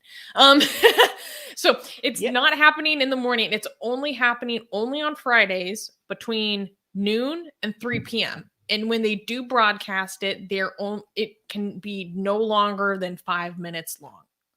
So I think it's important to know that there are restrictions on this before, because there are a lot of people like basically fear mongering about this kind of thing. Well, I want to fearmonger about this thing. This is obviously they're not going to come up. They're not. Obviously, this is the Okay, this might seem like a slippery slope fallacy, but how else would you keep increasing these stuff other than going one step at a time? You know what? It doesn't even. Okay, fine. No fear mongering. It's already bad. This is already wrong. Even if it's not 5 times a day and every day 5 times a day, you are already setting a precedent for Islam being imposed on non-Muslims in a European country. Like this is now normalization of you having to be exposed to religious dogma even if you don't wish it. Again, I am for freedom. I'm not saying people shouldn't be able to practice their religion. I think even they should even be able to promote their religion, and people should be able to be exposed to religious content if they wish it. Okay, if somebody is not a Muslim, I'm like, hey, I actually want to be exposed to Islam and learn about it and hear that thought. They should be able to have that option, but you shouldn't be able to do that to people who don't want it. This is the enforcement of religion upon people endorsed by the government. How is this a thing? This is not I don't think this is a slippery slope if I say that this is going to open the door to a lot more. Okay, it could be a slippery slope fallacy, but I think it's not. I think this is an excuse to open the door to a lot more. But go on. Some people would say that this is the assimilation of Germany's largest religious minority, and they are receiving the same recognition that the majority does, aka Christians, with their church bells. Do you know how you elevate the community and show them that they're welcome as Germans? Okay, when they complain about the bells, you like, okay, we're gonna get rid of the bells. Okay, if you want to make the Muslims, if you want to make Muslims feel like part of Germany and welcome them as Germans, not as second-class citizens, okay, tell them, because of you, we're getting rid of the bells. You're welcome. Welcome, our fellow citizens, okay? You did this. We're doing this for you. I feel like people who fearmonger about multiculturalism would still latch onto that in a major way as well. Let them cry about it. Look at them. They're taking away our bells. Okay, good. That would be the funny far right reaction. That I would be joining the Muslims and pointing at them and laughing. Okay, that would be a fear that would not be justified. Oh my God, we're taking your bells away. Boo hoo! Great, the influence of religion is being reduced. Okay, again, join Muslims with get rid of the bells. Okay, I would be on the same camp of Muslims if we do that. Don't join the Muslims with adding the adhan to the bells. How is Why couldn't Germany do that? Why couldn't be like, oh, we want to respect our Muslims, so we're getting rid of the bells because they shouldn't be exposed to Christianity if they don't want to? Wouldn't that be a secular and easier way to show that you care for your Muslim citizens? Wouldn't that be an easier way? Wouldn't that have been the solution? That would have been the great solution. And you couldn't. You couldn't accuse the government of being Islamophobic if they're doing that, if they're listening to the Muslims by getting rid of the bells. So I remember during the lockdown, obviously there's been a lot of controversy and contention and debate around how religious communities will be able to meet and celebrate. and congregate. And I think it was a city in Canada that started playing the azan during the lockdown as kind of a concession to the Muslim community. And this upset a lot of people who had similar criticisms as you, saying that, what do you want to bet after lockdown? This remains. And I can't remember if something similar happened in Germany, if there was a similar concession where mosques were allowed to broadcast the call to prayer, given the certain circumstances of, being forced to stay home and shelter in place as a contention to the minority religious community. And I can't remember if this then stayed afterwards, because if it did, then that would give some credence to what you were saying. Well, yeah. What gives credence to what I'm saying is the fact that I'm saying it. Okay. Do you think, can they send email or text message reminders? Guys, they already have all the notifications. They already have that. In the modern world, you don't need like somebody screaming at the, in the mosque, or you can like have an loudspeaker. app do it for you. They already have so many apps, guys. There's nobody missing the time to prayer. They have the most accurate, like, atomic, like, precisely the time. Like, it has never been more accurate in the history of Islam. You have never had all the more tools to know exactly when you need to pray. Okay, so and exactly what direction to pray in. Yes. In fact, yeah. So none of this is just cultural. It's cultural attack. This is like this is. Yeah. Well, actually, never mind. I shouldn't use the word attack because people think attack means No, a cultural. Guys, if I say cultural battle or attack, I'm not doing. Yeah, I shouldn't use it. The far right uses these words just to make it seem to. Yeah, okay. So I'll take that back. It's imposing your. Is imposing okay? Okay, you guys know what I mean. It's wrong. It's bad. Okay, it's wrong. Okay, you shouldn't force your culture and your way of life and your values upon other people. Okay, I don't want to use fighting words. So the way far right does is the way to suggest that this is going to lead into some, I don't know. You know what I mean. Okay, I don't want to do that. But there was another somebody says, did Armin just say he will join the Muslims? I already joined Muslims if in their fight against, I don't know, China's oppression. Okay, I can join Hindus, I could join Muslims, I could join Christians, I could join Jewish people in common causes. Of course I can join them. Okay, again, if Muslims, for example, are saying church bells is you forcing your religion upon us, this is supposed to be a secular country, I was like, oh yeah, they're right, I would join them in that fight. Okay, and I would join Christians if they say you playing out the azan is you forcing your religion upon us. Then I would join the Christians, and I was like, yes, I'm joining the Christians in the fight for secularism. Of course I can join Muslims. I have no problem joining anybody in common causes, right? Like I could join Christians, Muslims, and Jews in their fight against the CCP when it comes to oppression against religious people. I have no problem joining religious people. Yeah, I know Adam saying it was a joke, Armin. I know. I'm going to highlight it anyways because it's a good excuse for me to... God, they tell me to chill. Okay, even if you're joking, I'm gonna highlight your comments and I'm gonna do my rant anyways. Okay, so you chill. Okay, so next is saying bells sound better than azan. I also used to think so. However, if you don't hear the azan 5 times a day, especially in the morning when you're trying to sleep, if you hear it for the first time, from a distance, when the sun is setting, it could actually sound pretty. Okay. The reason why we have this negative gut reaction to it is because Islam sucks. Islam is cringe. And then we associate, every time we hear the azan as ex-Muslims, we're like, ew, gross Islam, okay? But I can see the people who are not hearing it all the time, especially the worst time of the day when you're trying to sleep, if you hear it over the distance in a sunset, I could see why it could sound like a very mesmerizing, meditative sound. And from I can see why why it would be beautiful. But yeah, play that five times a day, and it's going to be disgusting, right? Muslims, you're ruining.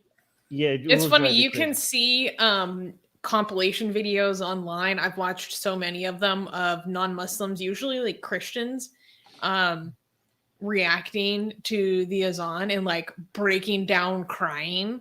This is like a whole genre on YouTube of white crying over.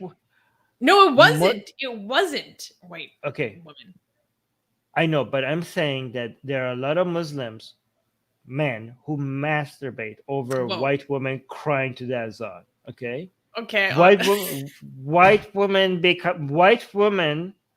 being interested in anything Islamic turns a lot of Muslim men on. Okay. I know that for a fact. I know that from experience. Right. Actually, this is why Susanna is interested in Shia Islam. She's trying to lure in Muslim men. She's trying. This is atheistic taqiyya. This is atheistic taqiyya. This is atheist love jihad. This is atheist love jihad. She's like, I'm white. I'm interested in Islam, and Muslim men like, Susanna. Oh my god. Okay. Wait, there were some tweets here.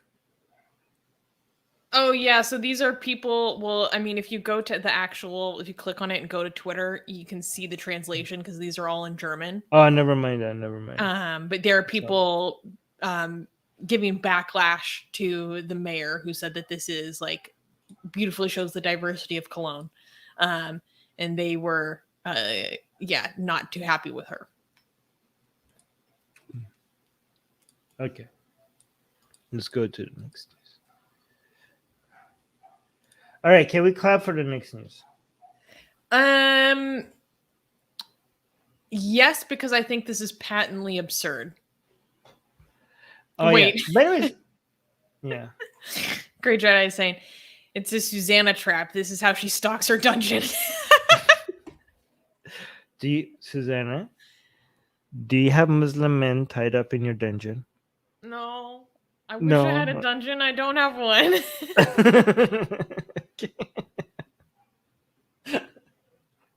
All right. Okay. Can we clap for the next news? Oh, yeah. By the way, in the last news that we clapped, somebody was crying in the live chat that why you were clapping for the azan playing in Germany. Guys, when we clap, we have very low standards for what is clappable. If nobody died, if nobody's being tortured, and if children are not being abused, we clap, okay? Even if it's a bad news, because again, we don't get to clap that often, okay? Anyways, next news. Christian couple sues over trans child wearing a dress at school. So this story is so absurd. I'll basically summarize it initially by saying some Christians were so butthurt about someone else's child wearing a dress at school. They're suing it's not even the government. It's not even their child. Someone else's child. Years later, they're suing the government over it. Wait, I wasn't sure which side I'm gonna get. I thought they made their child put these dresses on against their wishes.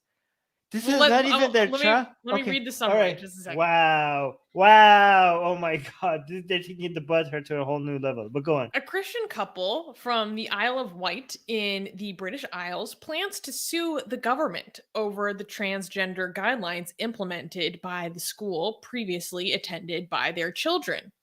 In 2016, the couple stopped sending their older son to the Church of England's school because one of his classmates came out as a trans girl. The couple said that they decided to remove him from school and homeschool him because their son was confused, quote, to the point of being unwell and stressed. In 2017, the Rose, that's the name of the couple, pulled out their second child from the Church of England primary school when their then 6-year-old boy came home from school, quote, confused as to why a boy was now a girl.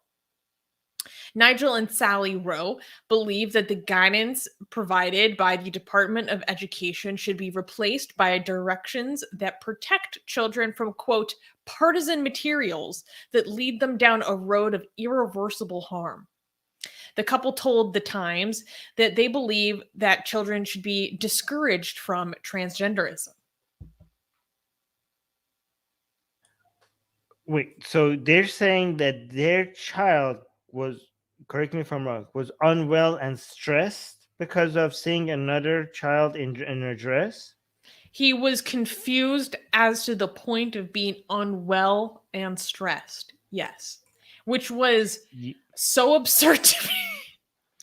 Okay, if that is true, you are a failure as a parent if that is what stresses out your child.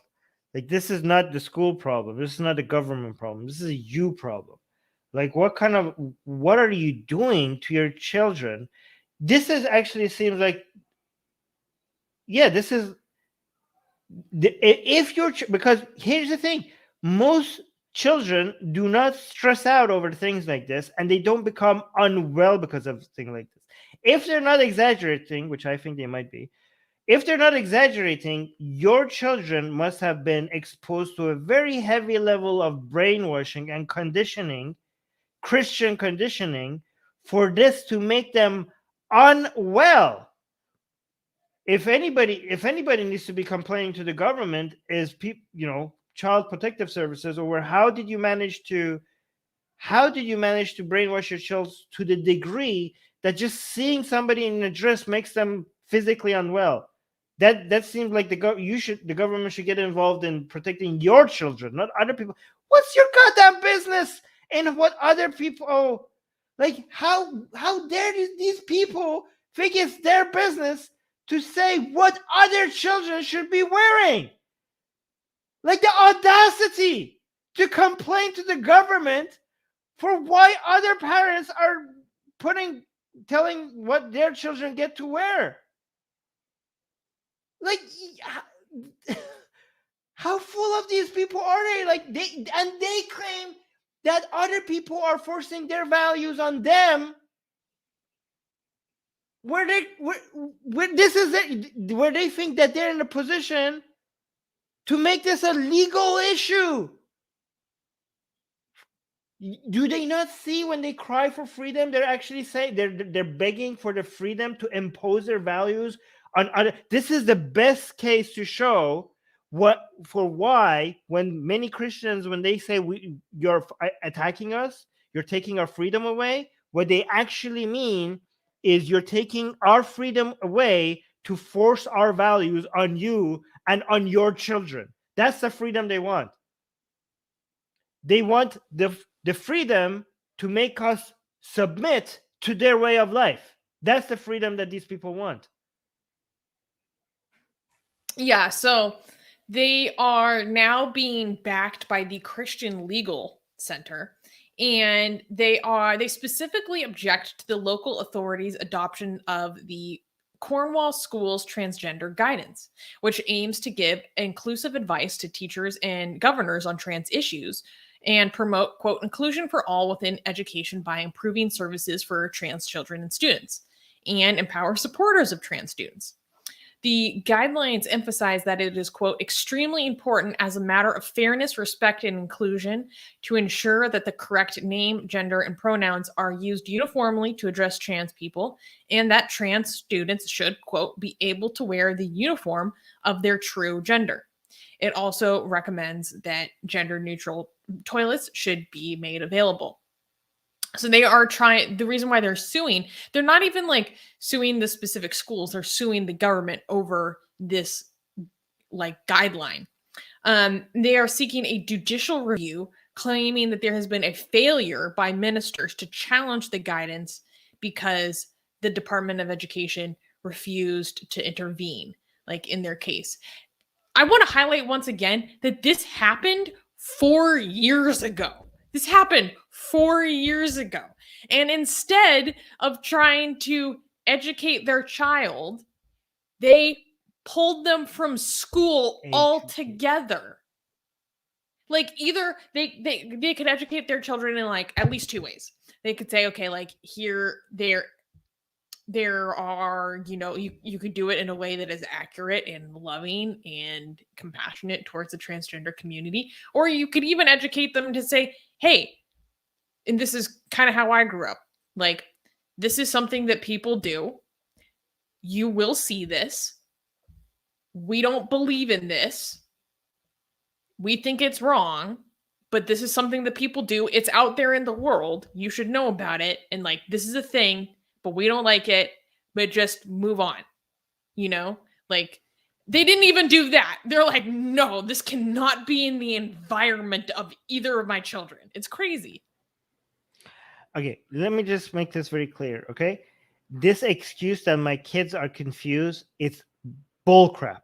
It's absolute bullcrap, okay? You tell kids that there's a giant fat man comes down through the chimney and brings you gifts once every year to all the children in the world, and they're like, okay, I guess, sure, I believe that. They're stupid. They're idiots, okay? They believe that, and they don't seem confused. They're not like, how is that possible? Flying reindeers, they don't question it. They're just like, okay, I guess so. If you tell me that, I'm going to believe it, okay? You tell kids a talking snake convinced a woman to eat an apple, and they're like, okay, I guess, sure, parents, that could happen. Why not? They believe it. They're idiots. They're kids, okay? They're not confused. They don't seem confused when you tell them stuff like that. But they draw a line at like somebody, a kid wearing a dress. They're like, oh my God, no way. You are going too far. Too far, I tell you. You're a fat man flying on reindeers and bringing down gifts down the chimney. I accepted that. Talking snakes and woman eating an apple and blah, blah, blah, because of, and being cursed forever. The human race being cursed for. That made sense.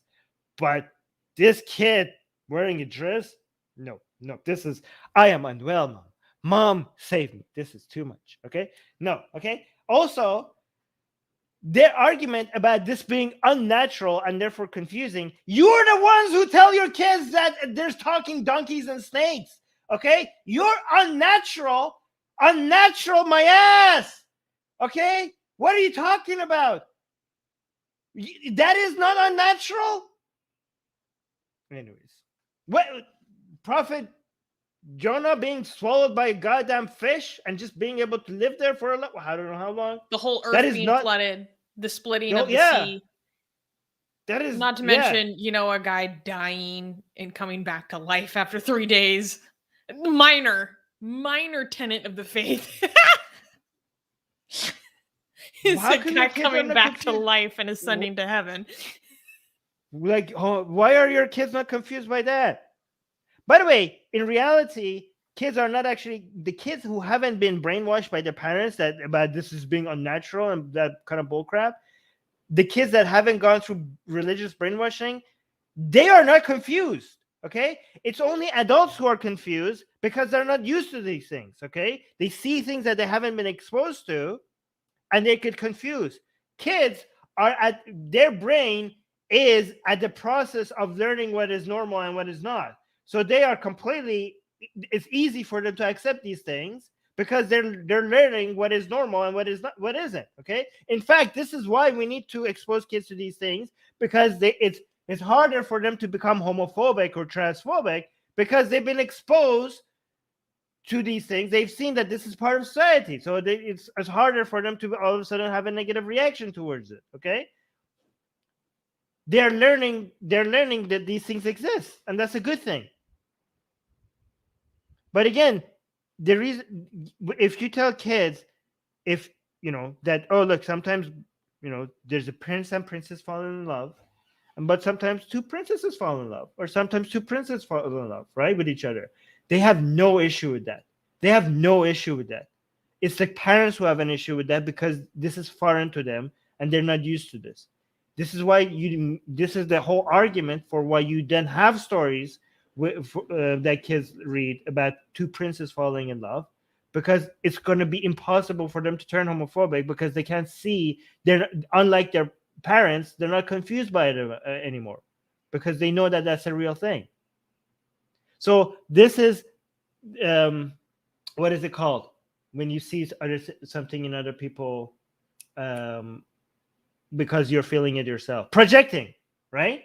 Mm-hmm. This is the parents being confused, and instead of saying we're confused and we don't like it, they're weaponizing their children. You're using your children and saying my kid doesn't like it, but it's you. It's That's you who very don't apt. like it. It's you. You're using your own kids as a weapon. Amazing. Congratulations. You're a horrible parent. It was so ridiculous. I was like reading through this. I'm like, wait, you're telling me they're suing over someone else's kid wearing a dress? Like, when you frame it that way, you're like, what the fuck?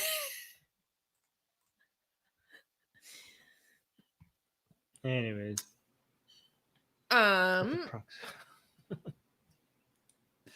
Wait, all right, can we clap? Anything in the live chat?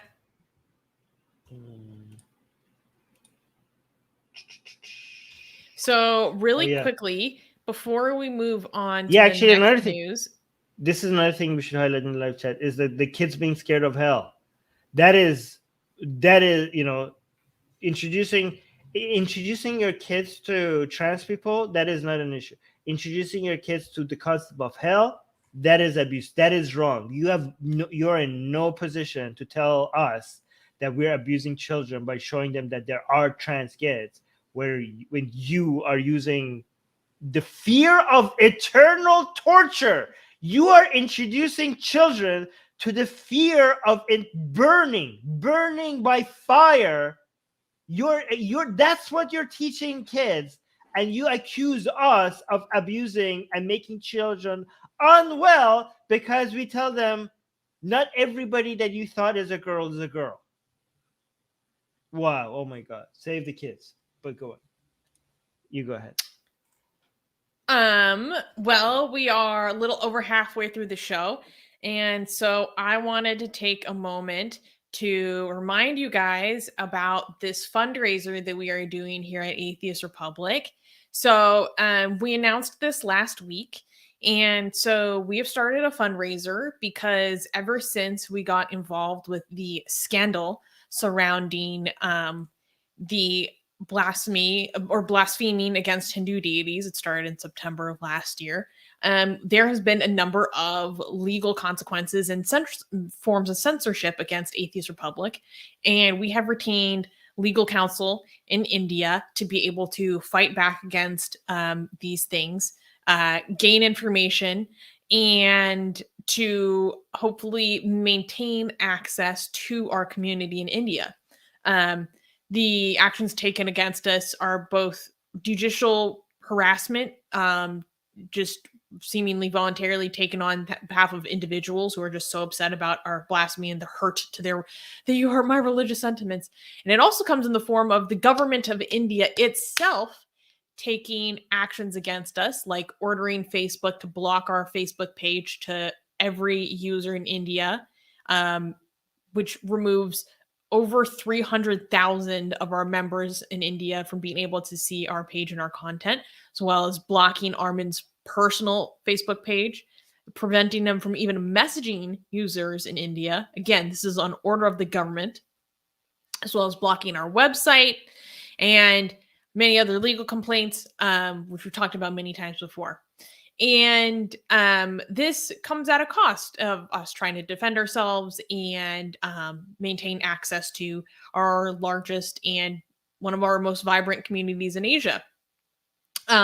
Dee is saying, please donate what you can, fight back. Yes. So if you guys are able to contribute to our fight against the censorship of blasphemy, and also the fight to maintain our access to our huge community in India, it would be super appreciated.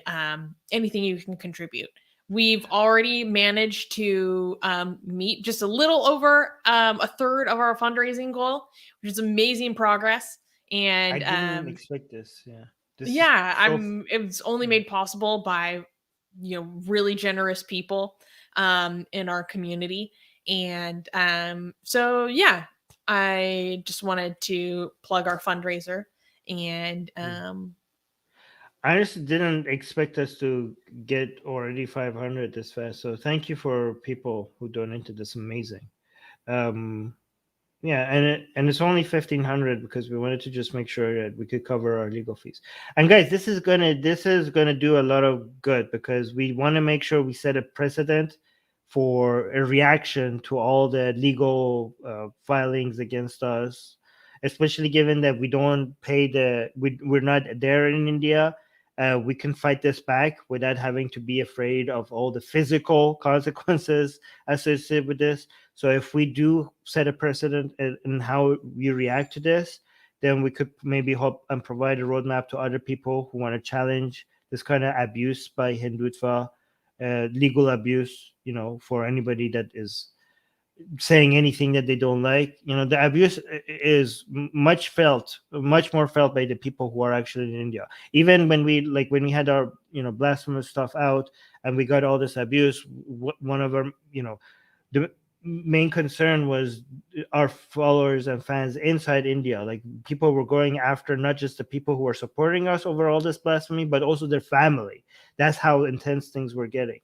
So given that we can do this from a safe distance, I think it is upon us to provide some form of a pushback, and then also come back eventually to report to everybody what we think is the most based on our experience, what we found to be the most effective method in challenging these things with very little resources, because we don't have much resources, right?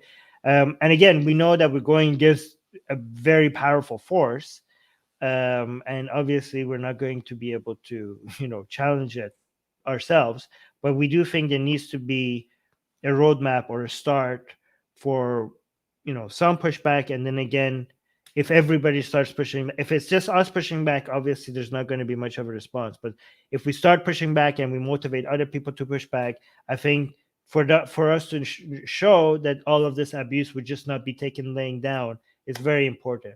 And we're going to, after we go through all of this, we're going to communicate with everybody, both in India and outside of India, about what we did, what we could have done better. Maybe talk to other, maybe see. This all depends on what's possible based on what our lawyers are saying. Talk to other people that might be going through the same issues. So this is, even if after all we're doing, this is not the end of it. Like, we're talking about like a multi-decade roadmap that we're just starting to set the foundations on. India, me and Susanna are very, very passionate about India, okay? And we want to be part of this, not a solution, obviously, but part of the movement or the solution that it is to challenge Hindutva, okay? Because India is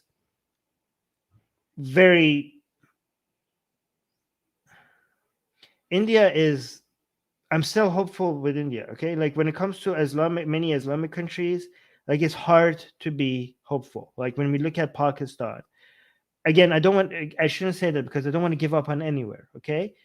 But India is a secular democracy we should technically be having free speech and all of that, right? So I think there's so much hope for India, and that's why we're so passionate about attacking the enemies of India, and we consider Hindutva to be the enemy of India, okay? This is the world's largest democracy, the world's largest secular democracy, and it's being threatened.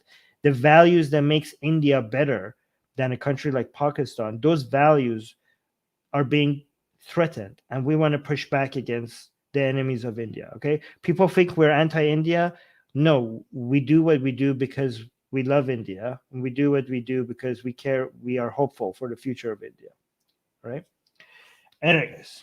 Yeah. So just in conclusion, like, if you guys are a fan of Atheist Republic and you enjoy our content for free, like, this is an instance where we need you guys, and we need our community to help support us in an issue like this. So if you've ever considered supporting Atheist Republic financially, now whatever you could spare is an amazing and very needed time for you to do so.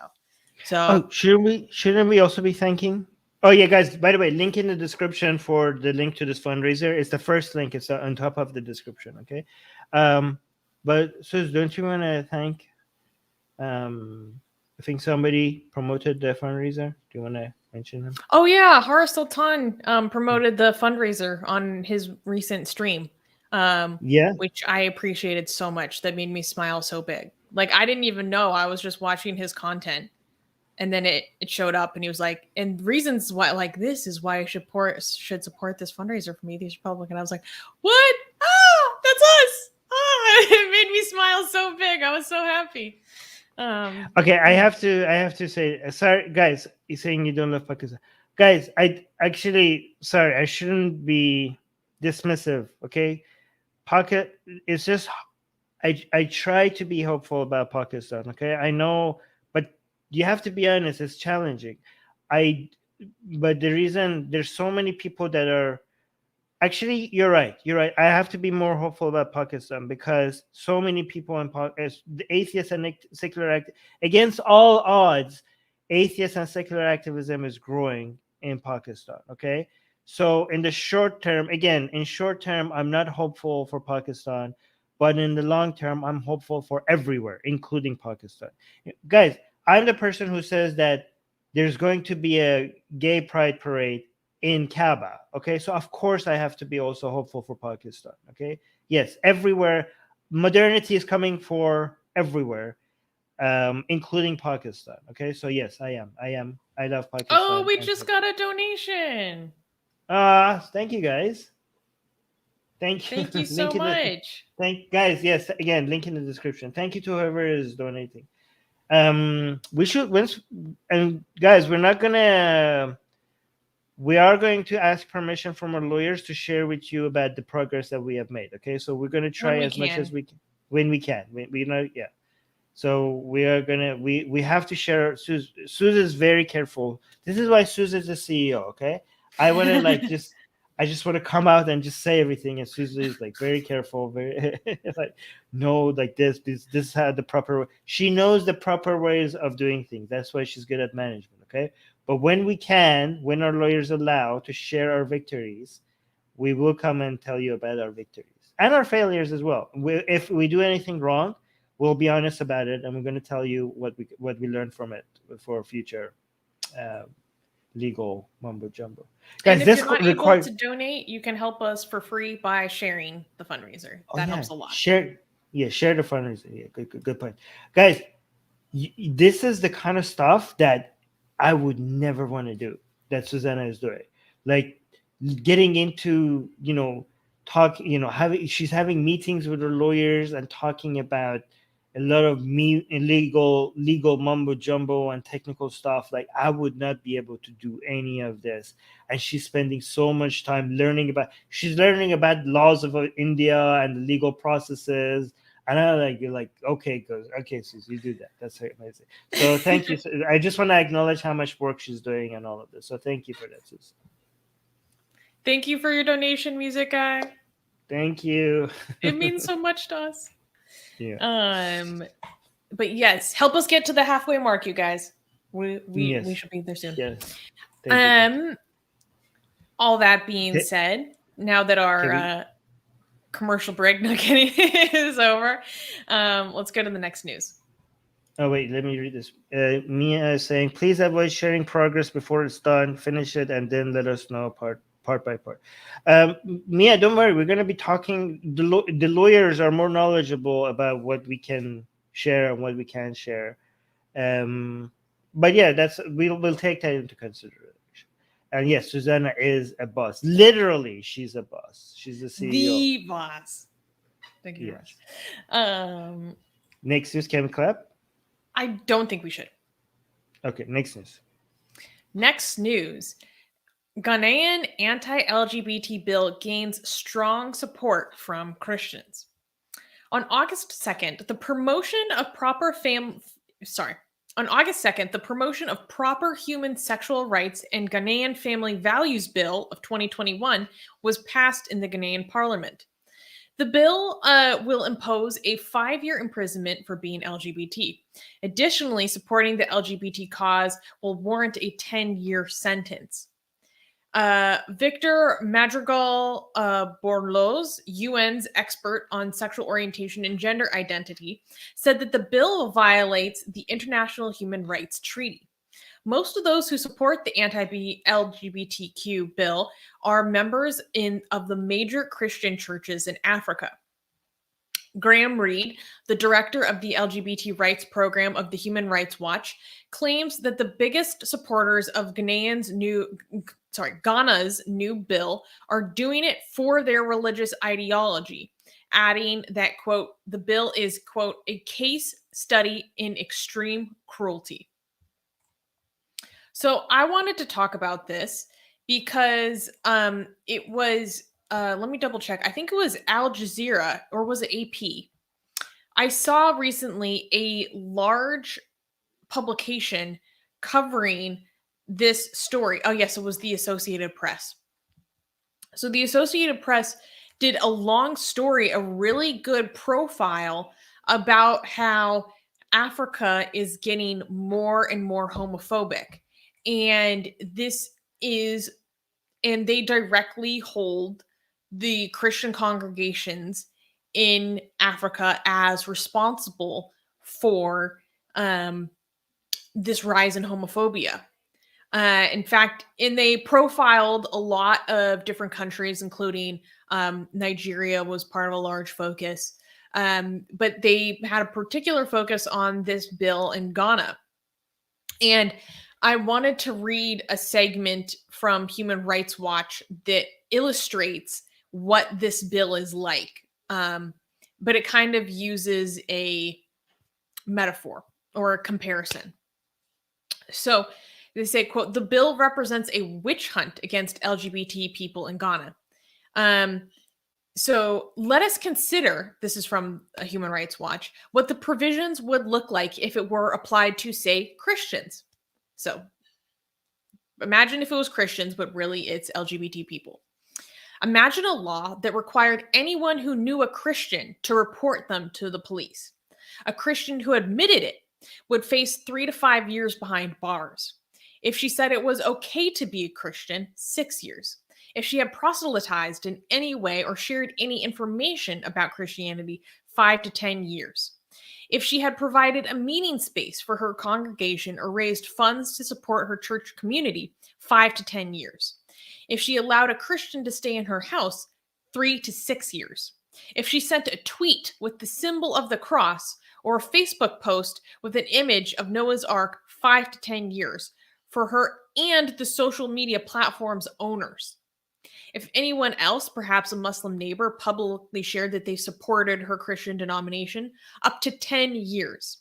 This is no exaggeration. This is what the proposed law says.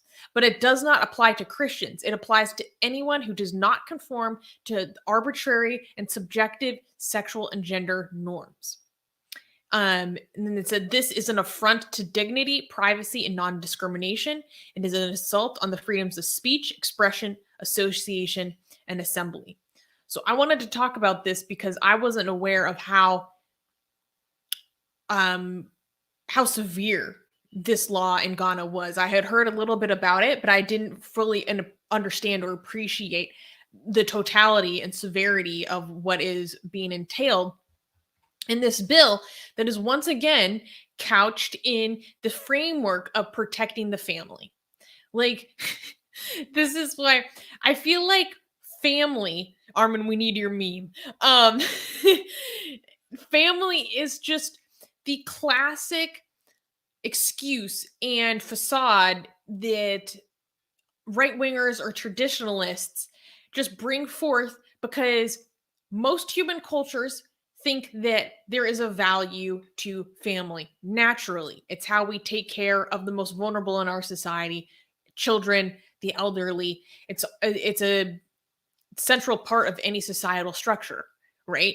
But they use this because it's something that's important to all people and say that this is being threatened by these people. Oh my God, they're going to take it away. And it's a complete straw man. Like, nowhere, it's absurd to think that this is the variety and diversity in sexual expression or gender expression is a threat to any familial structure. If anything, the hatred of this sexual and gender diversity actually does fracture families more. One, because it causes parents to ostracize, if not actually harm their children who display such things. Or there are many situations where there are people who are socially coerced into having a marriage that they don't want because it's what's expected of them. And many times, eventually, the truth comes out that they are not heterosexual. And then they become an outcast from their family and their society and their community because they can no longer repress this very central part of themselves. And then oftentimes for these people, they have had children and it splits apart their families too. And so I freaking hate that excuse. You see it all over the place and it's such BS. They've been using this excuse since like the 60s. And but and what's shocking or surprising is that in comparison to many African countries, Ghana has a much better human rights standards or human rights record. But this is a major step backwards in that sense. I have more that I want to say, but Armin, what do you think about this? Is there anything the international community could do to push back against this and, like, you know, try to undo this? Like, is there being any reaction as a way to try to undo all of this damage? I mean, there are organizations like Human Rights Watch who are reporting on it and calling it out, and I'm sure that. Yeah. I mean, No, frankly, I'm not political scientist. I can't. I don't know. Mm. Besides, international bodies calling them out. I mean, for it. like, I don't know. Like, for example, we say, like, oh my God, the Taliban in Afghanistan, right? There seems to be economic trade is conditional on recognizing, you know, the position of women in society, right? So why is it that the recognition of LGBT in society all of a sudden wouldn't become a conditional standard for economic trade when it comes to a Christian country like, you know, like Ghana? So why wouldn't there be the same level of condemnation and also penalties and consequences? I mean, this is a lot worse. I mean, this is what they're doing to in Christian Ghana. What they're doing to LGBT is worse than what Taliban in a Muslim country is doing to women there. No, you thought I was going to say LGBT. Of course not. LGBT is worse than the Taliban, right? But I'm just saying, like, the idea of your identity or support of your identity just gets you jail sentence, right? This is extreme. Like, I think this shows how far LGBT activism is relative to, as much as progress we have made when it comes to LGBT activism, is still eons behind women's rights activism, right? So it's like women's rights has the one that has made the most progress, and then maybe minority rights, and then LGBT, other minority, ethnic group minority rights, and then LGBT is behind that, even though in many countries it has made a lot of progress. And then after that is like trans rights and also atheist rights, right? Anti-atheist discrimination gets ignored the most. I think that's the last on the list, the worst. But again, this shows how far behind we are. Like, if this was about, I don't know, women, I think you would have gotten a lot more condemnation and reaction compared to LGBT, even, you know. So this is a good reminder of how far, you know, LGBT rights is still globally, right? Yeah. Another thing I wanted to highlight was that this is something that we could unite with a whole bunch of anti-imperialist, anti-colonialist leftists, right? I think, like, that force, that attitude, this is where it could be used the most, you know, because they cry a lot about things that are not justified. But I think here it could be like like this is like a Western, the influence of the, this is the remnants of the whole Christian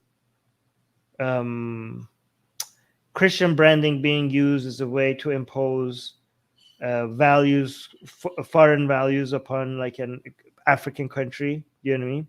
Like, you know, a lot of anti-imperialist, anti-colonialist leftists would have an issue with like, look, you're bringing in your homophobia from United Yes. States.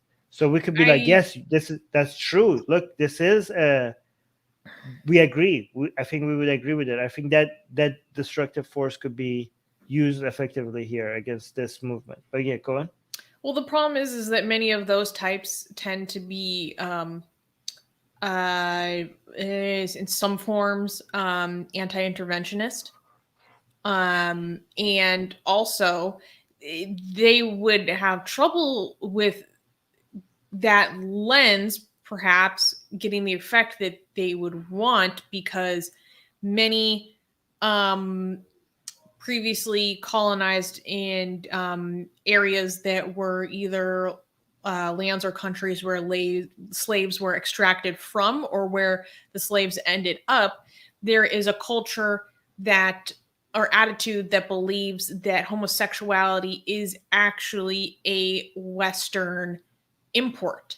And so they would say, actually, us being homophobic or being against this is decolonizing, or getting rid of the imperialist influence, because this is something that the imperialists brought to us to corrupt our men and to make our men weak and to make our society weak and to make our cultures and ethnicity weak against imperialist attack and imposition. And all right, so, I know what they're, yes, those are the dumb arguments. They could make those arguments, but I'm just saying, for the people who are saying that this is an influence of Christian missionaries upon these countries, then we would agree with them. Whatever, I mean, whatever dumb arguments the other side wants to make, let them make that. I'm just saying that in this case, this would be correct. The leftist people who are against, I don't know, toxic values coming out from foreign countries into these, you know, African or Middle Eastern countries, this would be one case where we would be like, you're correct, and we could work with you and fight highlighting this. You know what I mean? I'm not denying the fact that there's a counter argument to this that, I don't know, I don't think it makes any sense. yeah. Well, I mean, I agree with you theoretically. That's making the assumption that the traditional culture that came before wasn't actually homophobic. Like, maybe it actually was. I'm not actually familiar enough. It was, but not in the way that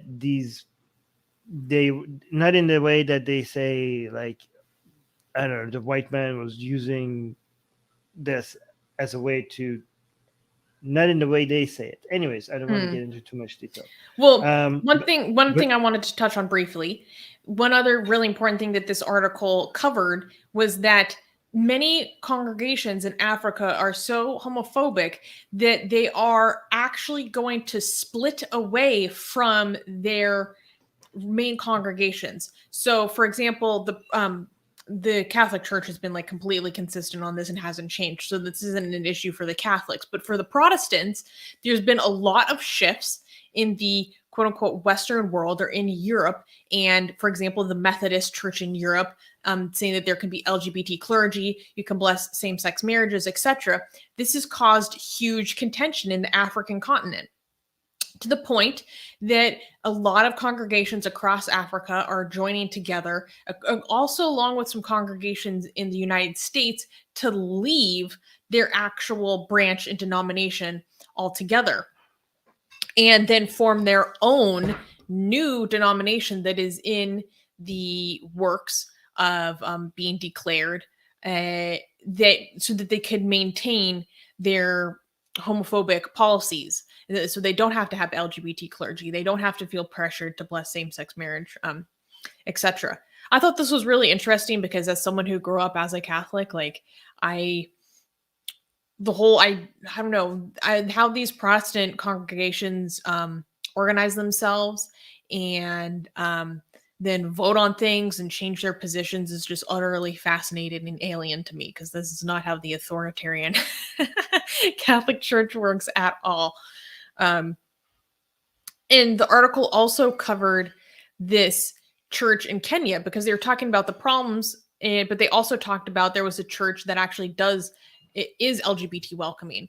And this church in Kenya, they were talking to AP, meaning the Associated Press, and saying that there are actually people who conspire against their church and spread like fake news and hateful messaging around their church, and even people after them to try to get them to shut up and quash and silence their congregation that is actually welcoming and loving towards LGBT people.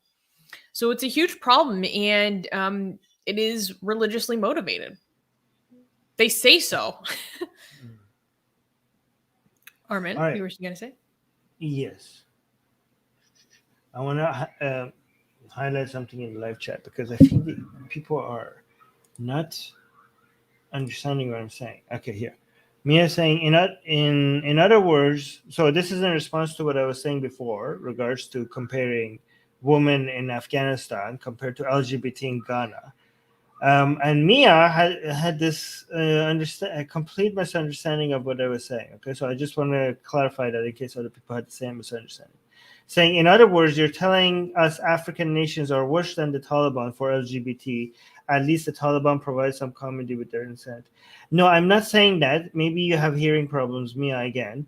I was comparing LGBT to women's rights to show how far LGBT rights is compared to women's rights. I wasn't comparing, because obviously if you compare LGBT in Africa, in Ghana with LGBT under Taliban, the Taliban will score lower than Ghana, okay? Because their lives is more likely at risk in Afghanistan under Taliban than Ghana, okay? So I wasn't comparing LGBT in two different countries. I was saying that even as a place as bad, I was using rule under Taliban as one of the worst examples of what religious rule could be. I was saying even in a place as bad as the Afghanistan right now, women rights is ahead of LGBT rights in somewhere less bad like Ghana. That shows. So I was comparing LGBT with women rights, not Afghanistan with Ghana. Does that make sense? Do you understand? Does that make? Yes. When you first were expressing this, I was like, "Oh, that's a bad take," but that makes more sense. Okay. So yes, maybe if you guys I'm not. Yeah, anyways. It's not my fault. You guys are just not listening. Oh, okay. It's obviously not my fault. I don't make mistakes. All right. Did you want to add anything before? No, let's go to the next news. Oh, good. I accept your apology, Mia. Somebody is promoting Dinkoism in our live chat. Yes, we know. Dinkoism is cool. Yes. Do you know about Dinkoism? Yes, it's the Indian it's India's version of the flying spaghetti monster plus the satanic temple. Yeah. Yes. So we already know. It's cool. Yeah. We support Dinkoism. Thank you. And also stop asking me to make videos. Susanna is the one who chooses what news we cover. You should be asking Susanna. Why do you guys act like I'm the boss? Susanna is the boss. Okay, so can we clap for the next news? No. Okay, next news. Next news. Quran app removed from Apple's Chinese App Store. Quran Majid, one of the most popular Quran apps across the world, was recently removed by Apple from their App Store in China. Other religion-related apps were also removed. Apple Censorship, a activist website that aims to hold Apple accountable for its App Store transparency, announced that Apple had removed at least 9 religion-related apps in the Chinese version of the App Store. The list includes apps for Jehovah's Witnesses, the what does this stand for? The NWT Bibles and other Bible apps. Responding to BBC, Pakistan Data Management Services, the makers of the Quran Majid, said that Apple removed their app from the Chinese market because, quote, it includes content that requires additional documentation from Chinese authorities. The Chinese embassy in the United States declined to comment on the recent app removals.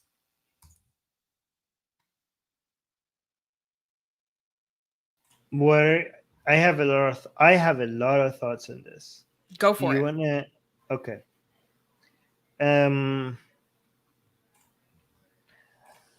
Technically, based on Apple's own community standards, the Quran shouldn't be allowed on their app store. Technically. Ooh, hot take. However, This shouldn't be there anyways. Good move. I know. Apple. No. I mean, I don't want to endorse this because the motivation that China has when it comes to removing this is not the same as why I would be endorsing removing the Quran from the App Store. I mean, I have to be very careful about how I phrase this. I would say that if the Quran is going to remain on the app, I would support the Quran remaining on the App Store, but that means that you have to fix the community standards to allow such content on the App Store. You can't have a community standards where the Quran violates all the time in its verses, but then give the Quran a pass, and then the rest of us, if we make an app on we don't get the same kind of privilege. Okay, so if the current community standards apply, the Quran shouldn't be on the App Store. I would like the Quran to remain on the App Store because I want Muslims to be able to get the content that they want, even though I'm against the Quran. But if these rules apply, it should apply equally to everybody. If you want the App Store to remain, if the Quran to remain on the App Store, then the things that the Quran promotes, and then other apps should be able to do so as well. Okay, so I don't know. However, even though I would be like, if you're going to keep the community standards as it is, then the Quran should be removed because fair play, but equal. Everybody should be treated equally, right? There should be no religion privilege. I still don't support China in doing this because China is not coming out and saying that this should be removed because it violates Apple's guidelines, right? This should be removed because we're the only power at B in China. You know what I mean? Like, this is a way for China to be dominating all of the discussion and suppressing anything that could challenge its authority. So obviously, I don't endorse that, even though if it was being pushed for other reasons, I would be endorsing it. Does that make sense? Yeah, that makes sense. I mean, this was ostensibly banned because it was hosting illegal religious texts. Like, let's be clear. And this whole thing about the permitting and you need a permit to do this is just the Chinese government's way of filtering and having control, exerting control over their market. So to be able to fit within the standards of these permits, you have to change your content, and it has to meet certain standards that are under their control, right? And I thought it was really interesting that the Jehovah's Witnesses and apps were also removed. There were some big Bible apps that were removed, but they were reporting that they removed it themselves because they, again, had to provide a permit for their authorization to distribute an app or content magazine in mainland China. And so they have to completely remove it altogether.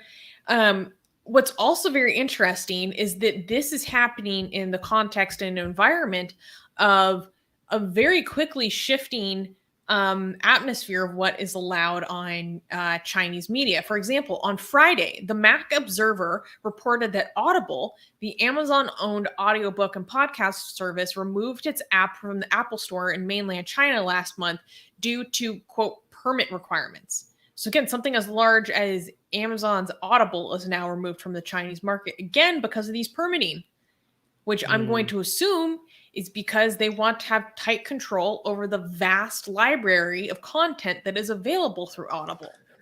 On Thursday, Microsoft said it was shutting down its social network, LinkedIn, in China, saying having to comply with the Chinese state had become increasingly challenging. So again, this is an instance of the control is so much that they're like, we can't even maintain working in this market because of the tight restrictions that you guys are putting on this. So this is also in the context of China very recently taking such actions as saying that media can't have, to use their words, like sissy boys on TV as much. They're not allowed to show, or discouraged from showing, more feminine men. And by feminine, I just mean like a K-pop guy, you know, like very clean, very stylish, young, like cute, not like, oh, macho. Or also mandating that children can play no more than 3 hours. The state is saying that the children can play no more than 3 hours of video games a week, and it can only be on weekends. So in the midst of all the stuff that is going on, there are many people asking if China is undergoing some form or another cultural revolution. At this point, I think that's a little bit of an exaggeration, but there is definitely an environment of Xi Jinping trying to revitalize China and also revitalize Confucianism to a certain extent, obviously within a CCP lens, but kind of trying to implement back these sense of Chinese traditionalism. And that's coming at the cost of a lot of media freedom and information control recently. You know, I don't make predictions often, right? I'm against predictions because they Mhm. often end up being wrong. So I'm going to make a prediction. I don't think this is going to work. I think this whole control of information is too late. It's too late for China. I think China went through the direction of opening its border and accepting international investments and cultural exchange at a rapid pace so much that you can't put the genie back in the box anymore. The force that you're dealing with is as strong and authoritarian the Chinese government might be. This is not a force that you could stand against. This is not something you can undo, and this will backfire. In my prediction, which could be completely wrong, okay, this will backfire. This is a force that the Chinese government is trying to stand against, and it's only going to turn more people. The more control they want to have, the more people are going to become frustrated and tired. And again, the level of control of information in the age of information, the level of control that, I don't know, Mao or Stalin had over information, is going to be impossible. There's going to be leaks, and people are going to know what they're missing. And people already had a taste. You know, when you go against, I don't know, K-pop and gaming and censoring movies and apps, after people already have a taste of it, after already people see the appeal of it, you know, you are going to, this is not going to be that what CCP wants this to be like is China's culture versus foreign influence and competing sources of power. But what it's actually going to end up becoming is CCP versus Chinese people. That's what the battle is going to turn into being, because the Chinese people already know what's happening. The Chinese people already seen the alternative, and they already had a taste to access to information and better values, right? You cannot make them forget this. You were able to do that before, now you can't. And there's going to be more and more ways for people to get access to what they want, right? There's going to be satellite internets, there's going to be VPNs that are harder to find. So the two cultures that you're creating is not Western culture and religious culture versus CCP. It's going to be It's going to be the culture that is demanded and what the CCP is trying to mandate, and the CCP is going to fail. And this is going to the enemy. What the CCP is like trying to build a new version of the Chinese wall. Okay. But what they're going to have to worry about is the enemy from within, because you are turning against your own people. And at some point, this can't last forever. What they were doing before that made so much progress so fast, so available to them, was just riding the wave of, liberalism, in both culturally and economically. And that's why they made so much progress in the past couple of years.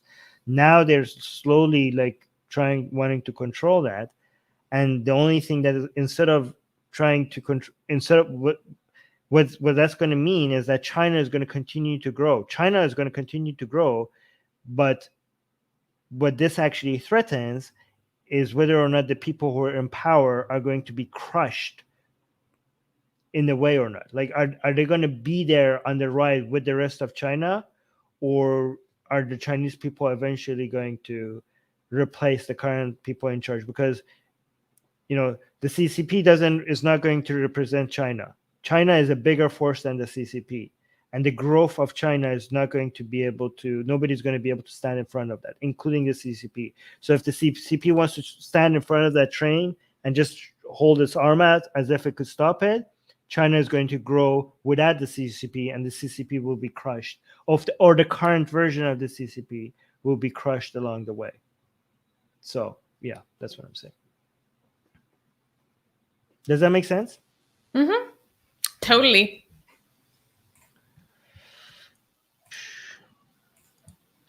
Okay. And we can clap for the next news. Yes. Finally. Next news. Next news. Spanish Archbishop apologizes for sexy music video filmed in cathedral. The Archbishop of Toledo in Spain recently released an apology regarding the, quote, improper use of a sacred place in a sexy music video that was shot in the 13th century Toledo Cathedral. The racy music video for the song Ateo, translation atheist, features artists C. Tangana and Nancy Peluso dancing sensually and passionately. Argentinian artist Nancy Peluso is seen dancing seductively as Tangana pulls her hair, while a priest and clergyman are seen peeking at her sheepishly from behind a cathedral pillar.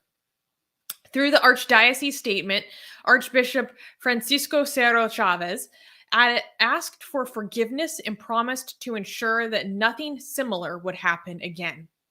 However, the cathedral's dean insisted that the video, quote, expresses the story of a conversion through human love, not merely sexually inspired content. The name of the song is Atheist? Yes. Okay. Why are they apologizing? This is the most base thing I've ever seen. Look, there's a name. The name of the song is Atheist, and they're converting people with their sex appeal inside a cathedral. I've never seen anything that is more. Wow, this is. I thought we were the only ones who are doing stuff like that. Like, amazing. The name of the song is Atheist. These people. Yes.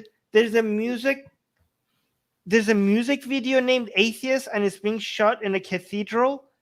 Yes. And they're like, priests watch. Okay. I don't know how to react to this. This is the most. It's a really cool music video. So as you can see, we're playing it in the background, and it's very meta and self-aware. And the music video is actually about the outrage over the music video. So it shows them doing the hair and the pull in, like the hair pulling, and then everyone's tweeting about it on social media. And there's, the mobs, and they're so angry about this sexuality, and they're so outraged and appalled. And then it becomes a major topic of like conversation and cultural commentary. And so the music video is like actually about the outrage itself that hadn't even happened. They saw it coming. Yeah. And the chorus of the song, well, part of the chorus is called it's better in Spanish because it rhymes, but it's saying, I was an atheist, but now I believe, because a miracle like you has come down from heaven. So it's better in Spanish because ateo rhymes with creo, meaning believer. So it's saying I wasn't atheist, but now I'm a believer. But because it's saying like I had no love, but like you must be a miracle from heaven because now I believe in love again. I believe in the religion of love again, and because you're so like you turn me on and you tempt me, and it's really cool. As someone who grew up Catholic, I love the Catholic imagery so much. So you see them dancing and doing bachata. I wish we could.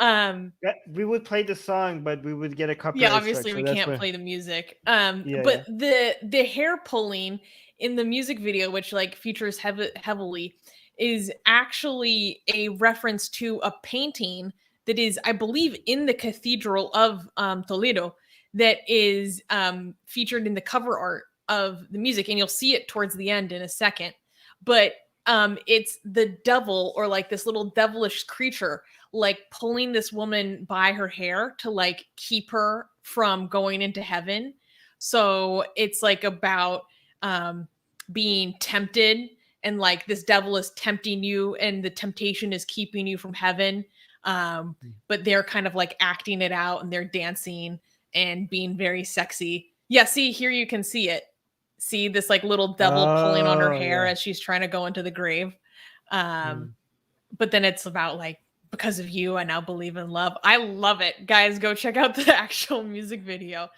Why are they apologizing then? Given this that caused huge controversy. Yeah.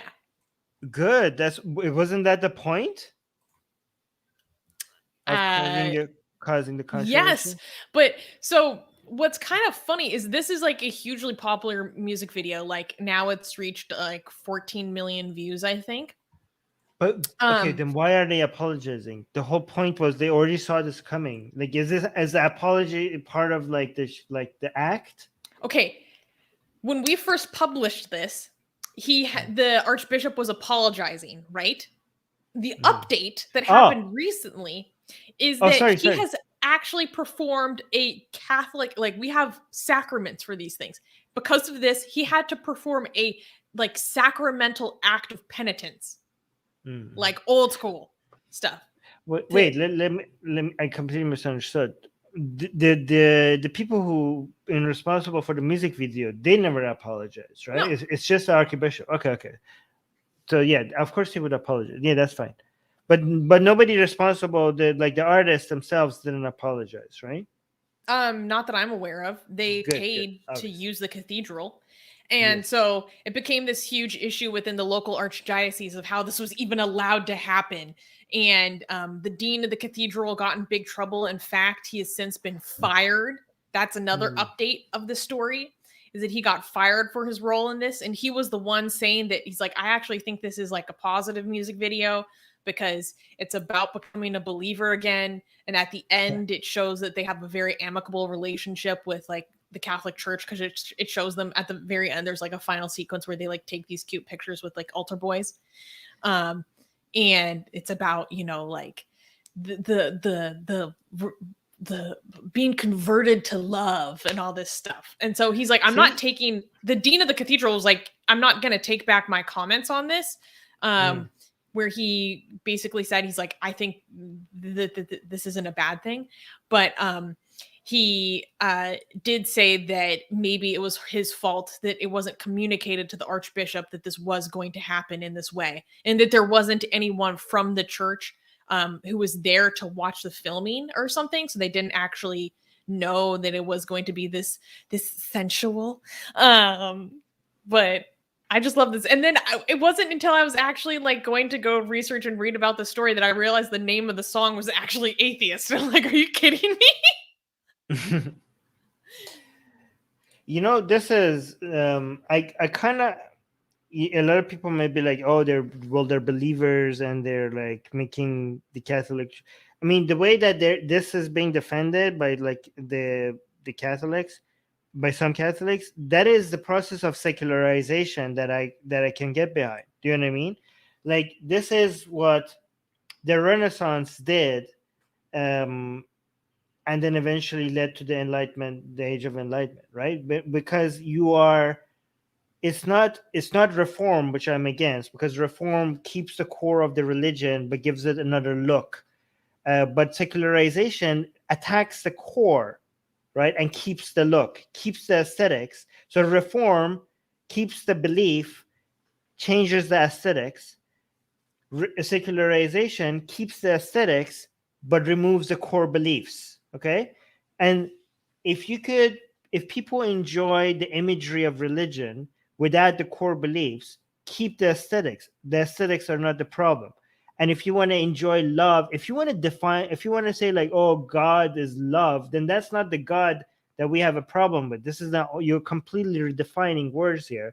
And that I think this is one of the most powerful ways for you to take down religion, by using its imagery for a different kind of messaging, right? And then people could celebrate that. If you want to talk about God as if it's lust or love or something, then that's great, because you're removing the appeal or the sense of the thing. If people are just attracted to those words and don't want to give up on it, we could let them keep that by using those words for something else, and then all of a sudden, and using the imagery for something else, and all of a sudden all the values that we hate and we want to remove, it's not there anymore, right? So this is the process of secularization of religion. Like, look at what believer means here. The word believer, like, oh, I was an atheist and now I'm a believer. But what is the believer? You believe in human love, right? The understanding of miracle for you is whatever experience you're having with this, between these two couple, right? This is kind of like a Spinozian version of your, God or whatever. Like what some people do with nature when it comes to deifying it. These people are doing it with love or lust, right? Which is a different version of a Spinozian God, right? Or Einsteinian God. And the good thing is, a lot of religious people wouldn't even notice the change, because a lot of religious people, I mean, some obviously a lot of them would. I mean, look at this. But a lot of religious people might be easier for them to ease into this when it comes to responding to modernity, because a lot of the religious people are into religion not because of the beliefs, but because of the rituals and aesthetics. So if you get rid of the belief, they're not going to even miss anything, right? And I completely support that. Does that make sense what I'm saying? Oh, totally. And I agree. Like, I'm someone who has a horrible relationship with Catholicism, but obsessive relationship with Catholic iconography, art, right, and the aesthetic of it. So for me, this is like peak music video. It's one of the best filmed and directed music videos I've seen like in a long time. The whole story of it is really cool. Beautifully shot. And I think it's a perfect example of exactly what you're talking about, Armin, where it's like this, you don't have to be of this community to enjoy the beauty of the scenery and art that's in architecture that's featured in this. And this is exactly the entire philosophy behind why we do our blasphemous art, right? So guys, for people who don't know what we're talking about, go check out our blasphemousart.com and check out our latest art. Oh, by the way, the latest art is Muhammad and Rama, so check that out. Right? So this is a whole, like, using religious imagery to do blasphemy or do offending content or concepts that offend religious sensibilities. Like that's exactly what these people are doing, and the outrage is the point, right? Because you're showing like, you're bringing people, and again, this already had happened. Like if you go look at Renaissance painting, you see religious imagery as a way to be used to bring modern concept that goes exactly against what the medieval Christianity was being represented, right? That was the whole point of Renaissance. You have ideas of secularism and enjoying sex and lust and other values that goes against the church's value, but painted in the imagery of gods and goddesses and even Jesus and the Last Supper, and with a lot of hidden messages. So again, we're just falling in the same, and that you can see a lot of sexuality being expressed in this art, in this as well, especially because religion stands against that. And so a lot of people criticize us for how sexual our art is.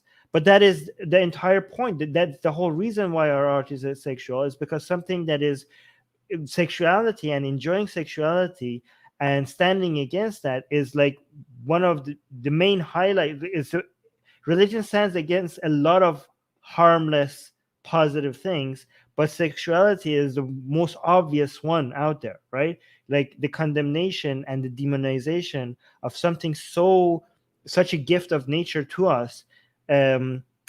Is the best example of bringing back things that this religion had stolen away from us, and it could be used as the highlight for everything else that religion has stolen away from us. And that's why fighting against religious dogma is often shown with very sexual art, right?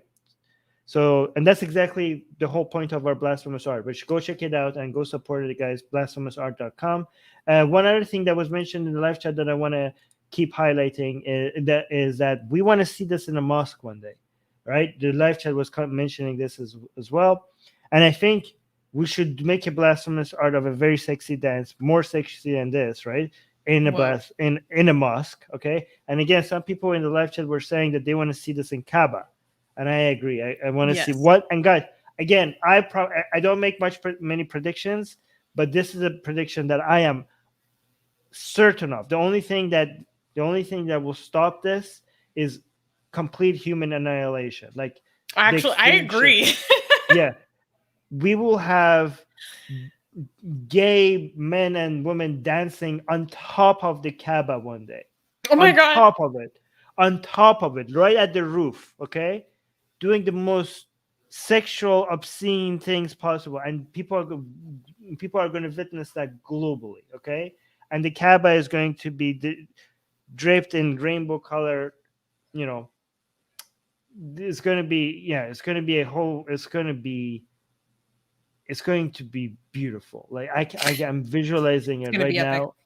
It's going to be epic, and it will happen. It will happen unless we end the human race somehow, but it will happen. So I guarantee that. Guys, when this happens, somebody in the future needs to remember that it was us first who predicted that this will happen, okay? Future generations. You've said it so many times. Someone will make sure to clip it. somebody like in the future, this is so unfair of you for you to be celebrating a gay pride parade or a sexual dance at the Kaaba without acknowledging the fact that it was us, me and Susanna here, who first predicted that this will happen. Like, if you don't give I could agree that morality hasn't progressed much in future if you don't give us credit for this. Okay, there needs to be our name, guys. I want our names to be hacked in the side of the Kaaba as a thank you. Like, I want to be like in memory. Yes, I want there to be somebody in the side of the Kaaba when there's a gay pride parade in Kaaba, and it needs to be like in memory of Armin and Susanna. Okay, make it happen. Future generations, make it happen. Anyways, do you want to highlight something? Wait, you want to say something? No, that's good.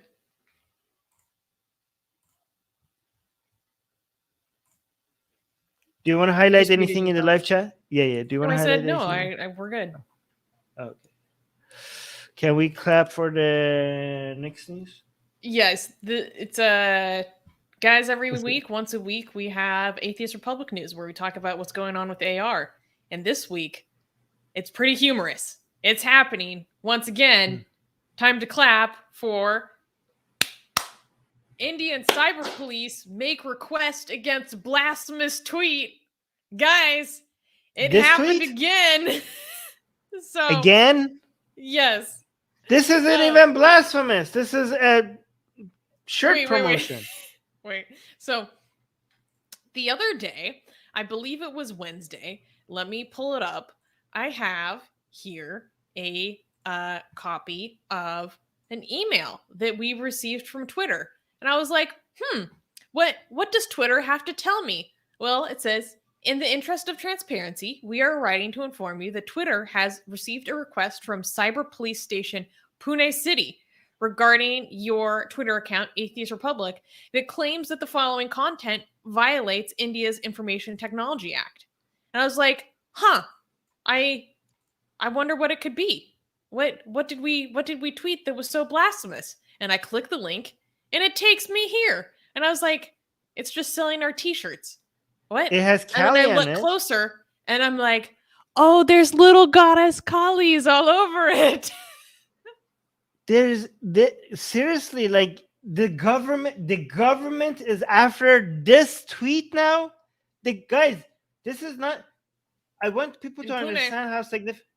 Guys, I want you to understand. This is not people reporting a tweet. This is not just people like, oh, report tweets because, and then saying that, oh, this violates Twitter's community guidelines. Okay, this is a whole other level. This is a government getting involved. Not saying that this violates Twitter's community guidelines. Twitter saying this is the government saying this tweet violates our laws. This is what? What laws is this violating? Can you bring that back the email because I want to understand what this is?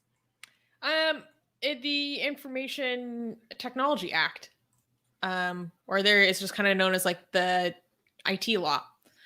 So India, within the past year, instituted this new IT law that is very restrictive and gives amplified ability for the government to take down content with less standards than there were before, and not making it more difficult for people to learn why their content even was removed. That's a very generalized overview of the new IT law. And there's a lot more to it than that, but that's one aspect of it. Can you zoom in on this? Yeah. Yeah. Okay. Wait. What did they say they're gonna do anything about it? No. I mean, so what happens is like government will make a complaint to Twitter about some specific content, like hoping to get it taken down, and Twitter most of the time won't take it down because as they say here, Twitter strongly believes in respecting and defending the voices of our users.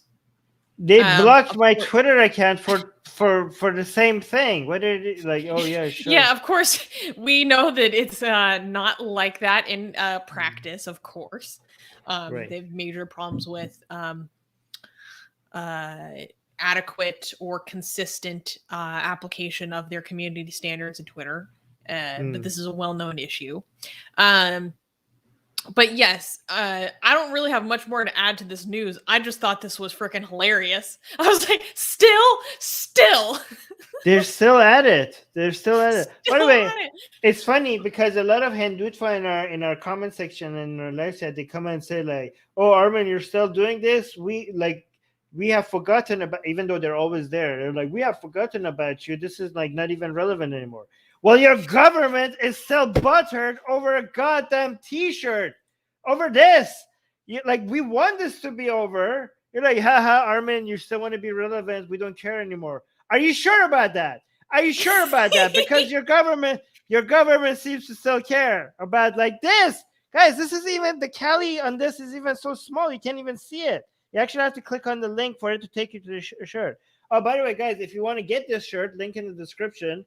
Go wear it and tweet about it. Like if they want this to stop, we have to just make sure. Yeah, again, link in the description. You could get the sexy Hindu goddess Kali t-shirt. It's unisex, so you could get that. Link in the description. It does ship to India. Does it? I think so. Be safe though. I don't know off the top of my head if it where it ships.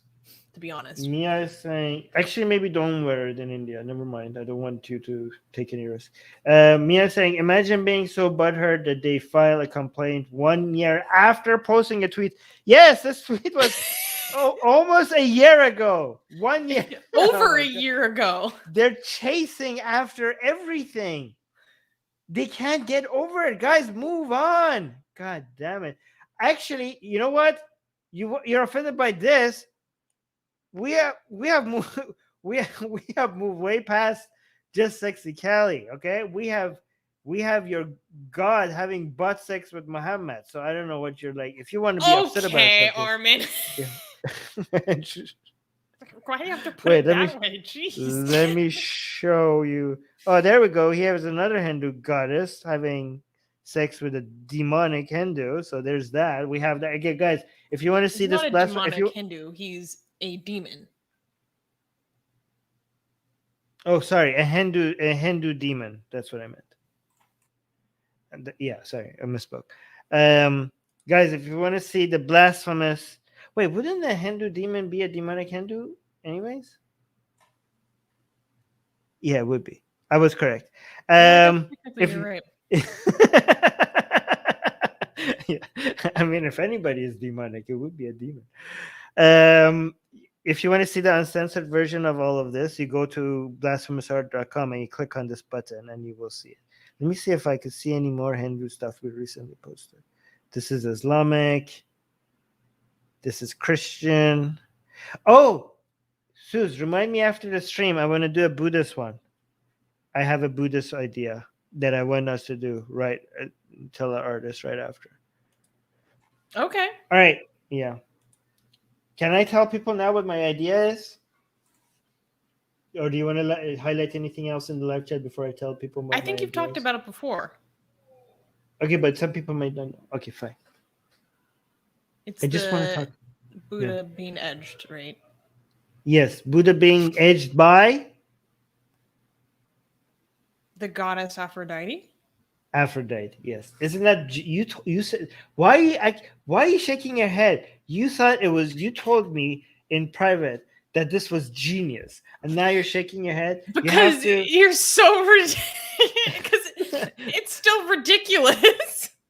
It's ridiculous, but why is it that you're not acknowledging the genius of it now in public when you acknowledge the genius of it privately? I thought I did before.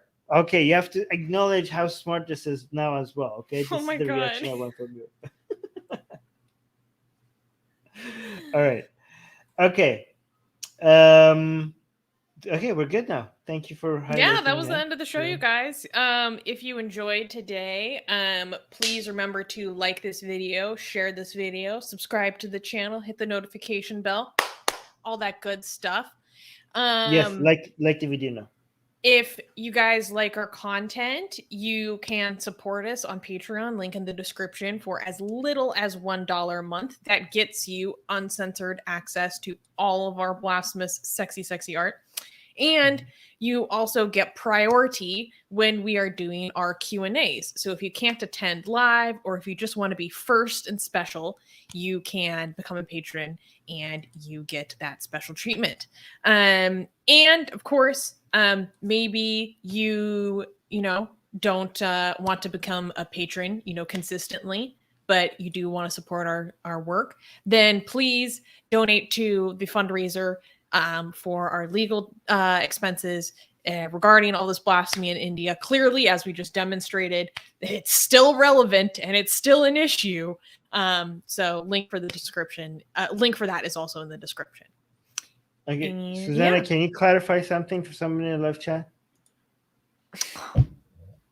Can you explain to Tojo? Tojo Audio is asking, what's edging? It is when you stimulate someone close to the point of orgasm, but then you stop and you don't let them. Yeah, it's oftentimes repeatedly for extended periods of time. Okay. I remember the last time Tojo was here, we taught them what a furry was. So I guess this is just where Tojo comes from sexual. They come here for sexual education.